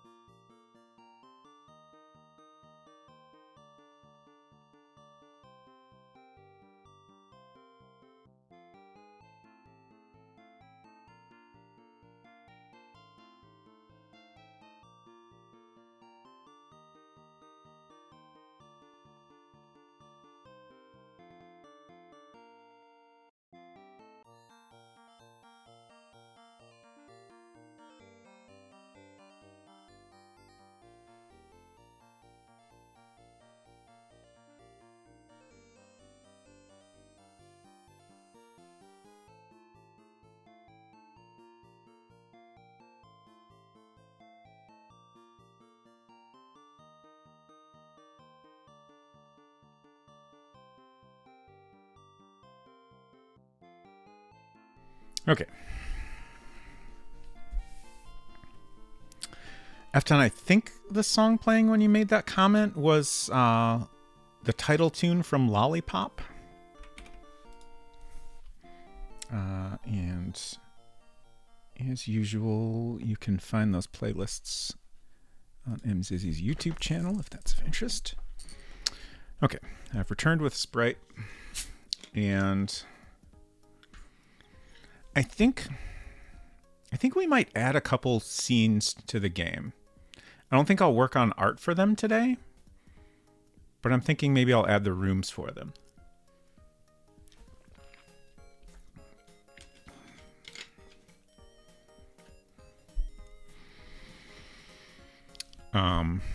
And then we can kind of rework some little things that are going to be necessary once we've done that. So I'll go ahead and open this up for now. So we start here. And then off to the east, we have the library. And currently, off to the west, we have the totally normal house. And initially, this all seemed fine. Like, for a game we're making in 5 weeks, like, I wasn't worrying that much about, like, transitions between spaces. But now that things have started to feel more polished, I really wish we had a view further away from the house, and then you go up to the front door and get this view here. And we're also talking about adding a new scene where there's a vending machine where you can, some way or another, get a token to use for the bus ride. For a long time, there was actually a room south of here that was never filled in with anything. We talked about maybe putting like a supermarket or something that you would actually go inside and get an item or two from. But as things progressed, we decided that wasn't necessary. But I'm thinking south of here would be a good spot to add our vending machine. My thought is we'll have some sort of, if not a supermarket, then some other type of business that has a vending machine out front. And then you won't actually be able to go in the building or anything. You'll just be able to interact with the vending machine there. A lot of bus stops will have vending machines behind the stall. Yeah, I thought about that, but I don't really want to, like, you know, it could just be behind here, but like the interaction of how you go back there seems a little goofy. So I feel like just having it in a different place is fine. Like, even if I put it behind the bus stop, I'm still going to have to draw a separate scene. So I don't think that really saves any effort. And then the other thing, it has kind of bothered me for a long time that we have this, like, there's a lot of navigation that happens in a straight line. Like, half of the game is just going east and west from the starting point with no interruption. And my thought is, if we have a space south of here, then we can go south to get there. And then we can have a further out view of the house that is west of that. And then you go north to get the close up. And then you go west of the further out view to get to this twisty little path. And I think I like breaking up that navigation a little bit more. So let's go ahead and set that up and make sure this doesn't introduce any new problems. Also, I want to check our file size again. 198K. Sounds are 131K. So that gives us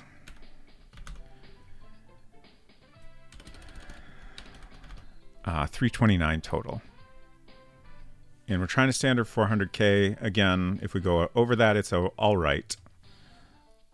But it would be nice to stay under. But I think adding 2 more scenes is not going to impact that greatly. And I think it will add enough to the game that I will be very happy we did it.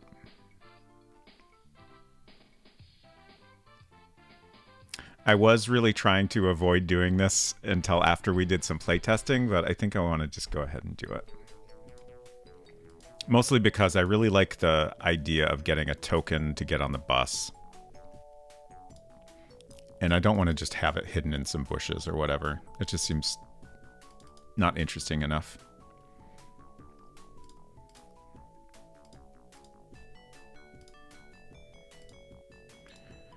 So here's our bus stop. And, oh, let me save a backup before we mess with anything. Like if we decide this isn't going to work out for whatever reason, then we can just go back to what we started with.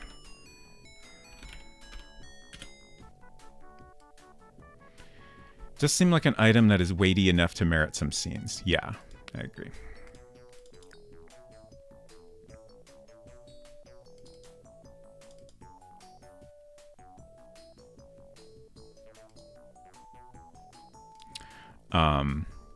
And also I just realized this plan for laying out the different scenes works well, because if you have to go past the vending machine screen to get to the house, that means the player is going to encounter that pretty early on. And I would prefer if the player is at least aware of the bus token before the very end of the game. Ideally, they already have the token when they need it, and it's just this fun realization that, oh, I finally get to use this item. For me, I feel like the game would flow a little better that way, as opposed to like interrupting the end of the game to do this one final puzzle. So if we introduce that screen early on, that's great. Besides, if your scope doesn't creep a little or a lot, is it game dev? Absolutely not. Our scope has definitely creeped a lot, but I think that's okay. As long as we're having a good time. Apparently we need to make this real slow. Scrolling is too hard. I would love to expand this map window, but you cannot do that. You can only move it. Okay, so we have bus stop. Oh, one thing I wanted to check. Okay. I wanted to check the size of a couple different rooms. So the design of our bus stop is 628 bytes. The design being the graphic background image. That doesn't include like the schedule, for example, which is a separate object that's a bitmap, but it's most of the graphics there. The text is 158 bytes. Code is 391 bytes. Data accounts for 25 bytes, and then a total of 1,202 bytes. And I'm glad that's there, because I was just trying to like mentally add this up, but I don't have to. So it's a little more than 1K. 1.2K. For this entire scene, not counting the objects there.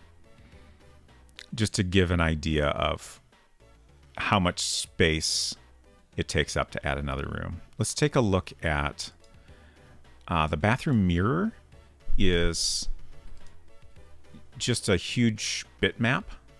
So I'm kind of curious how much that takes up. Okay. So the design itself is almost 5 kilobytes. And then with everything else, we get a total of a little over 5 kilobytes. So just as a comparison, like this scene is all bitmap and it's 5K. Whereas we have our bus stop, which is like a reasonably detailed vector drawing, including like the sign is a little bitmap, and this is slightly over 1K. So big difference if you make everything a huge bitmap. Like, 4K isn't that much, but it's going to add up when you are doing all your rooms that way. So let's change the scene data. And you will no longer be able to go west here, but you will be able to go south. And then we're going to add a room. I guess for now, I'll just label this supermarket until we figure out what kind of business it actually is. And scene data. So you cannot go east or south. You can go north or west. Let's go ahead and add a balloon here. Random.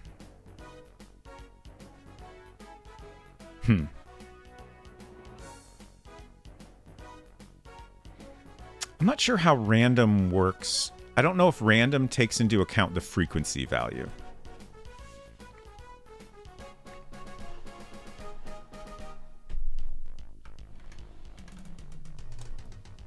Let's see if we can find out.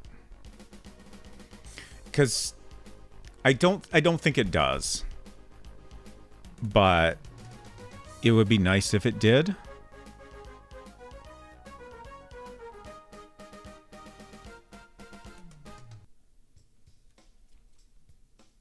Scene data window. Okay, so we're getting close here. Scene sounds.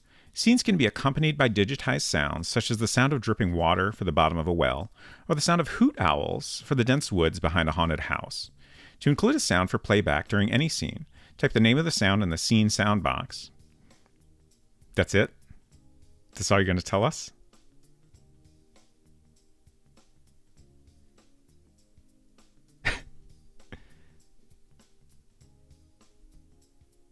Huh. What? Like, there's not even a mention of the frequency or sound type options. Like, all I want is just a description of how the random works exactly. Heck. Okay.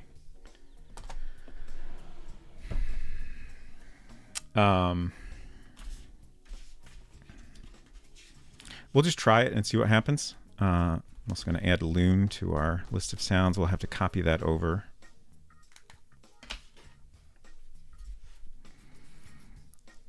Max 3600 times per minute. So I don't think we would want much more than 1 per minute. Let's see what I did for the totally normal house.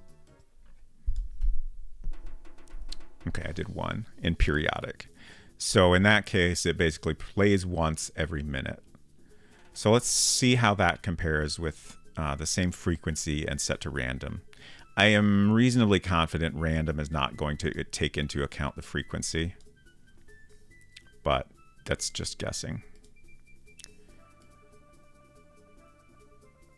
Oh, right. We're adding 2 rooms, which means we have to update a bunch of code. Hooray! We have this list of rooms that we assign each one a number and then store it in a variable to keep track of where the player is. So if they use an item that is a separate scene, like the little sweetie, they come back to wherever they were before when they close it. And that code is just duplicated in a bunch of places. It's not a big deal to update it. It's just a little bit of a hassle. So 12 will be supermarket. Question mark. And then 13. This is what I'm trying to figure out right now is if we have a view that's further back from the house, maybe that should be labeled totally normal house. And then our existing room should be labeled totally normal porch.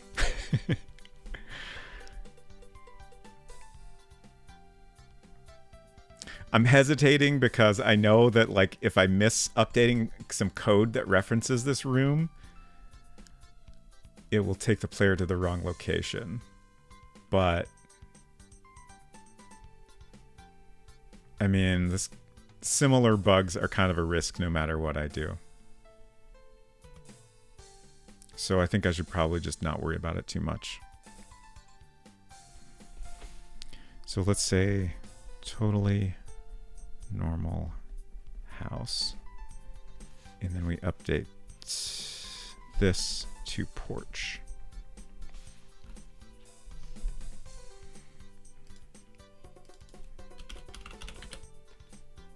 And hope we don't regret it all.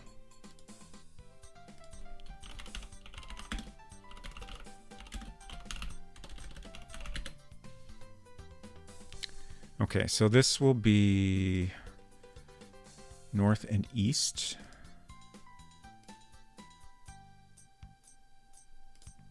And then this we need to update so you can go south but not east.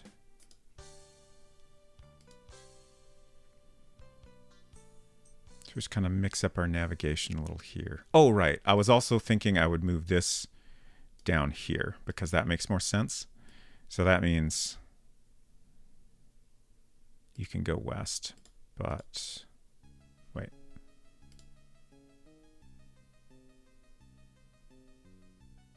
Okay, you can go everywhere but south from there.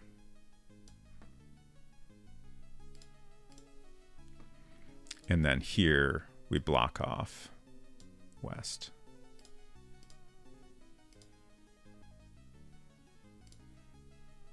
And then backyard moves down here. Greenhouse moves down here. Flower pots. Flower pot storage. Okay. I'm just thinking whether or not any code needs to be changed to deal with this change of navigation. For example, anywhere there's a door, we handle that navigation with code. It's, for example, going from the twisty little path to the greenhouse. But that navigation is still in the same direction, so we don't need to update anything there. Same for going into the foyer.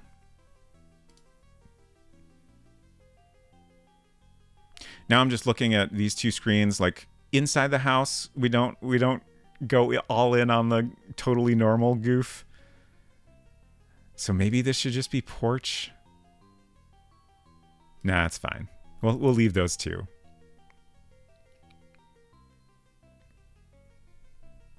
Okay. So we do need to update some text here. So there are paths leading off to the east and west. We want that to say south and east.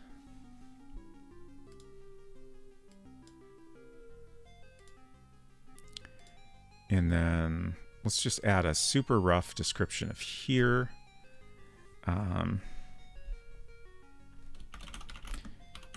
You're outside a building. There's a vending machine here. Paths lead off to the north and west. Good enough for now.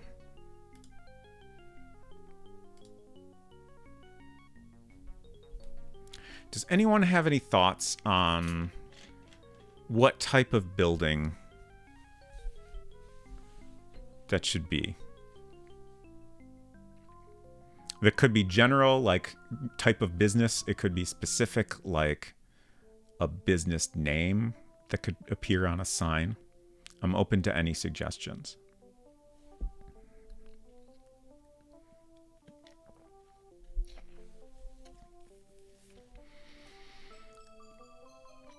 Okay, so this screen we just added. Let's look at this description here. Tool shop. Hinton says, I hear you asking for feedback, but don't know what we're trying to name. Sorry. We're trying to name, we're trying to figure out the type of business that the vending machine is outside of. You could also, if you like, suggest a specific name. Efton has now suggested tool shop, ice cream shop, DMV, all good ideas. You're in front of a totally normal house. So we're going to change this to you're on the porch of a totally normal house.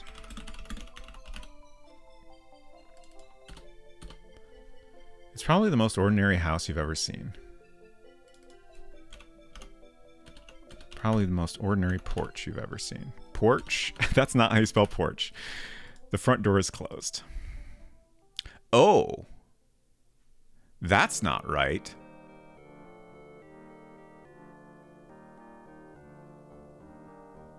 I'm going to fix this bug by deleting that sentence.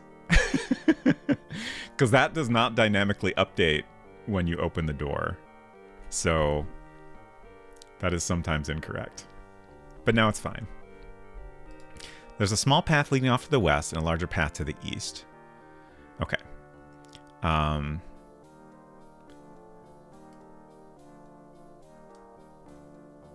We're going to say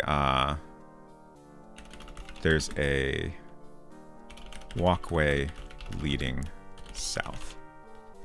Because that's the only direction you can go from here aside from inside. Department of Eternity Local Services Office. Interesting, interesting.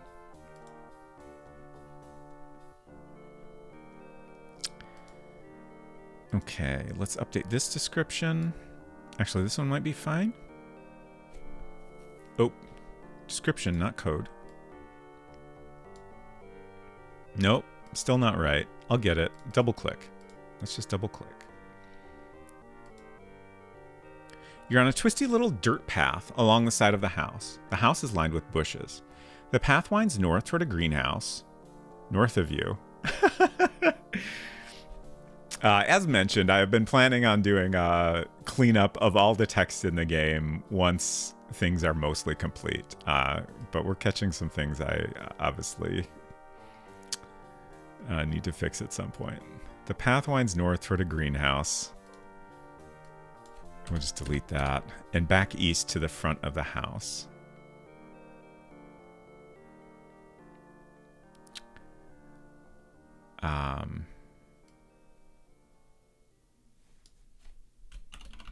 There's a yard to the west. Just slightly different wording there. Warby Parker. Janitor Supply Depot.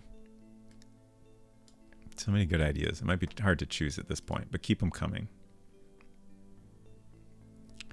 Okay, and then totally normal house. We'll again just kind of rough in a description here.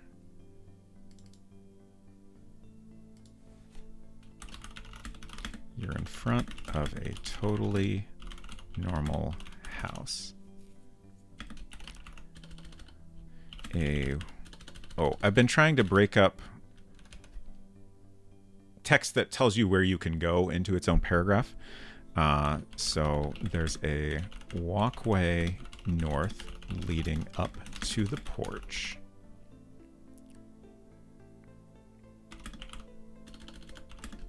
A path winds west around the side of the house.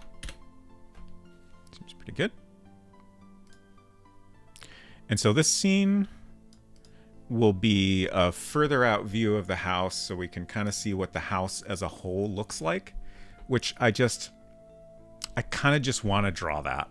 I love seeing an old house in a game, especially like in pixel art.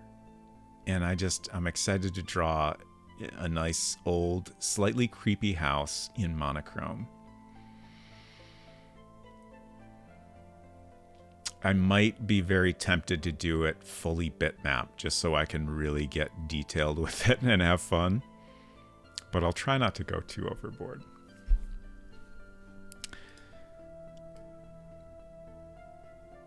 And this is potentially a room where we could add like an item or some interaction, but we also don't have to. Like, it'd be nice to have a couple of screens in the game where you can't really do much.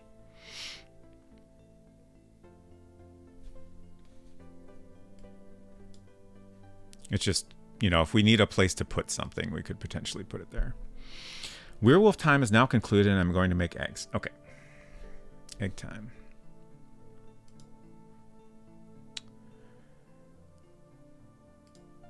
Okay. So, is that everything? Let's test this out now. And see if our basic navigation is working correctly.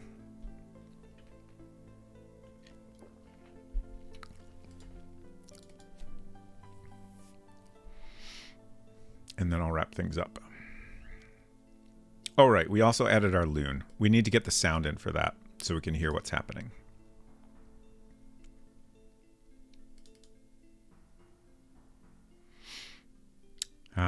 So open Sound Library 1. We need to find loon.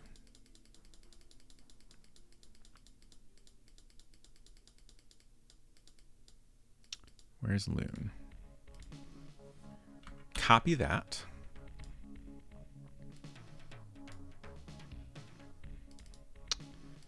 Nope, not that. I'm too used to opening that file. Sounds is where all our sounds go.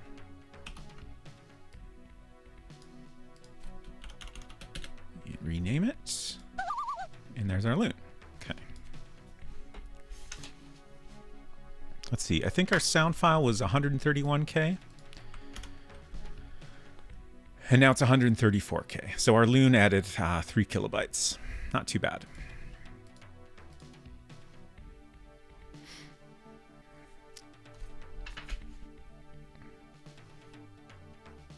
All right, we need to update all this location code, but that's okay. We don't have to do that today. I should add that to my list.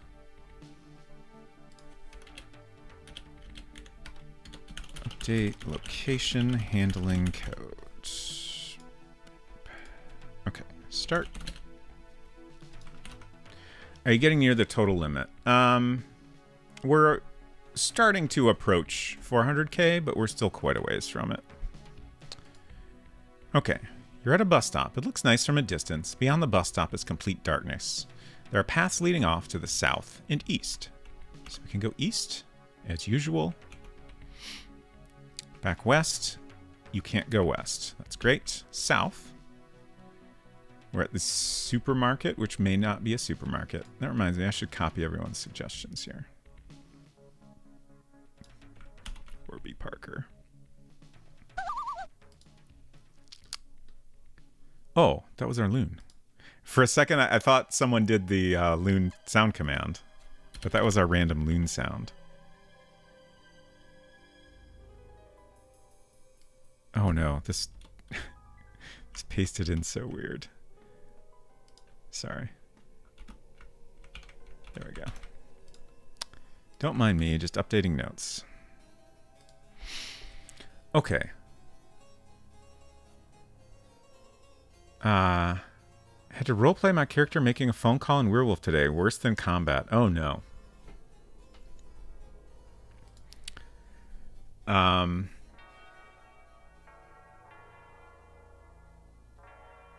So our loon sound is playing quite infrequently,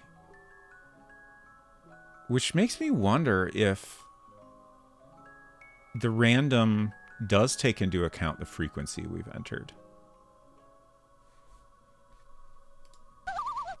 There it is. Oh. Thank you for the loon, Efton. I'm pretty sure that was you and not the game. Okay. It's interesting that we're not hearing it again. Puzzle says, I was wondering, hoping it was Werewolf the Apocalypse. Yes. Yes, yes. That is what Unsecret Crush has been playing. Oofta. Thank you for the oofta, Efton. I'm just waiting here to see if we hear the loon again. It's weird how long it's been.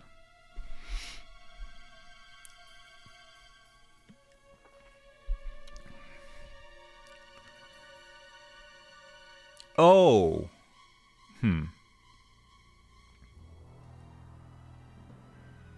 I wonder if it's possible. Why isn't this documented? I wonder if it's possible the random is not periodic at all. Like it just plays once after a random delay. Oh, okay. We got it again. I had to check the chat first, but we did hear it again. Okay. So that's cool. I feel like that's a good frequency. We don't want it to happen too often, but a little bit of randomness is nice. So it's not just, firing every minute.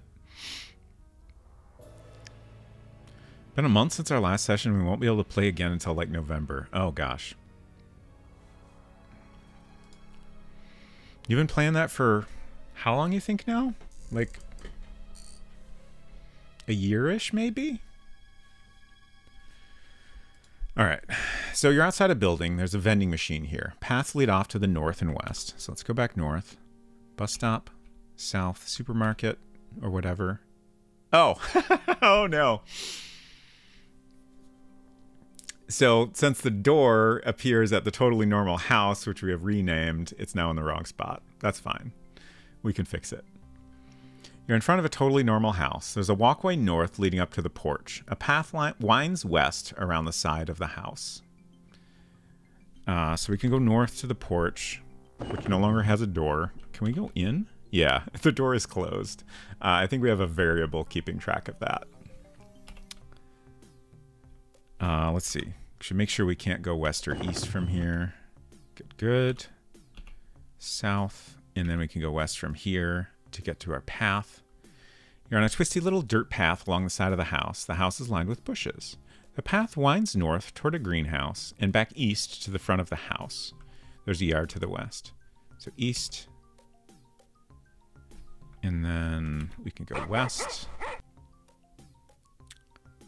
A path leads east back toward the house.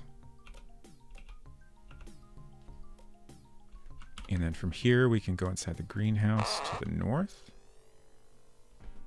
And we can go to our close-up on the flower pot. So yeah, I think that's all good, aside from the door situation. Maybe a year and a half. Okay.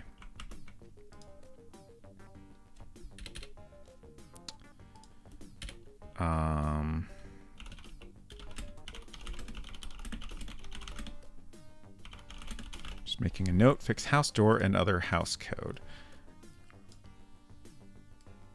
Let's see if we can fix that real quick.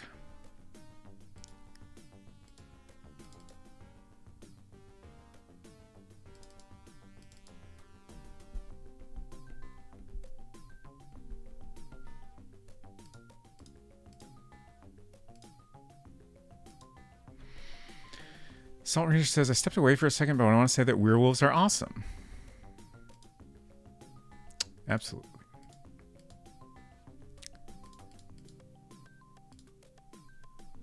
Totally normal house. Oh, so actually what we need to update first is in our object list. Normal door.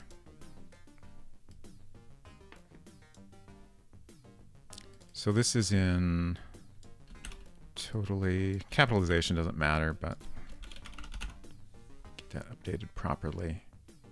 I give it a lot of value, which is funny.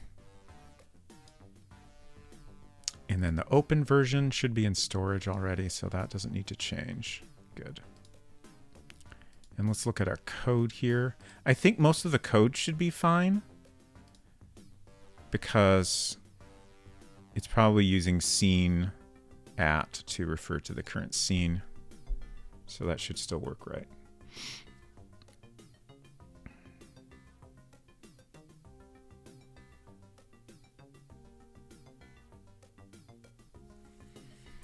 Normal door, normal door, normal door open, normal guy. Just kind of scanning for any reference to totally normal house. Yeah. Nothing to update there.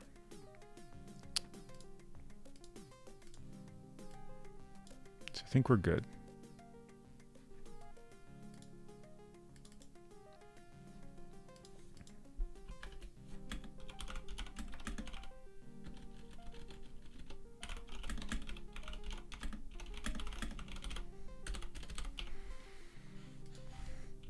Start. South, west. Good. There's no door here. There is a door here. That's great. We can click on it. It's locked. Unlock door. Don't have the key. Let's cheat items. So we get the key. Unlock the door. You unlock the door. Open the door. Great. There's our guy to greet us.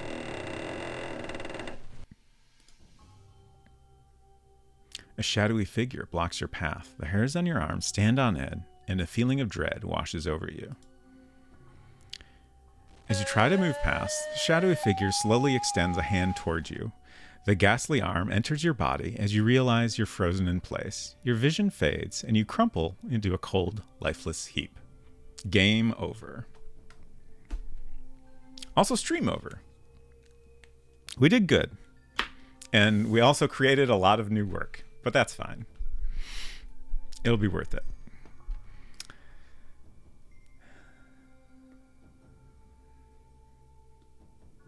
Let's see, I should add to my notes to finish supermarket, question mark, scene, and finish new house scene.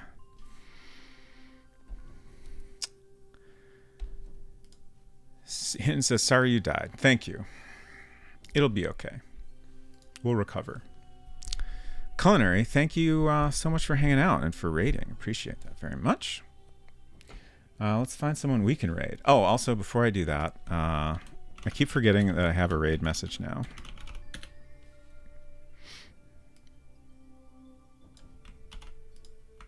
You're not obligated to use it, but I do think it's fun, personally. Especially that one if you have my sub emotes. Thank you, Efton. Thank you, everybody else, for hanging out. I appreciate you all very much.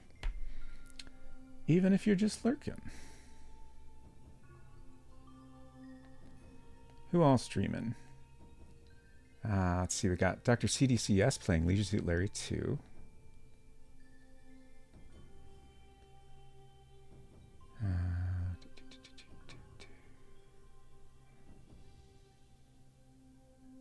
We got lots of other options, but I think we might go for that one.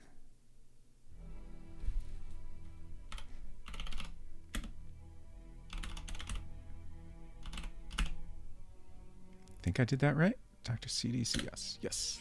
Okay.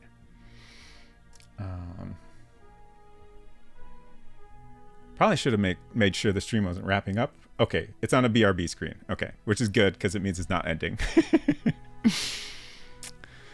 Puzzle, thank you. You're welcome. Once again, thanks everybody for hanging out. Schedule. Unspeak Crush will be streaming tomorrow, I believe. More Genshin Impact. My next stream will be Tuesday. Murder Club. I'm so excited for more Murder Club. I cannot wait to see where all that goes. And on Friday, I'm going to be starting Trev to the Rescue. World Builder, I almost said Murder Club. World Builder will be on hold for a little bit until we finish Trev to the Rescue. I don't know how long that game is. It's possible it'll just be a one stream game or maybe a couple. Murder Builder, exactly. But we'll see. I know almost nothing about Trev to the Rescue, so I'm excited to play it. Have a good week. We'll see you around. Take care of yourselves, and bye.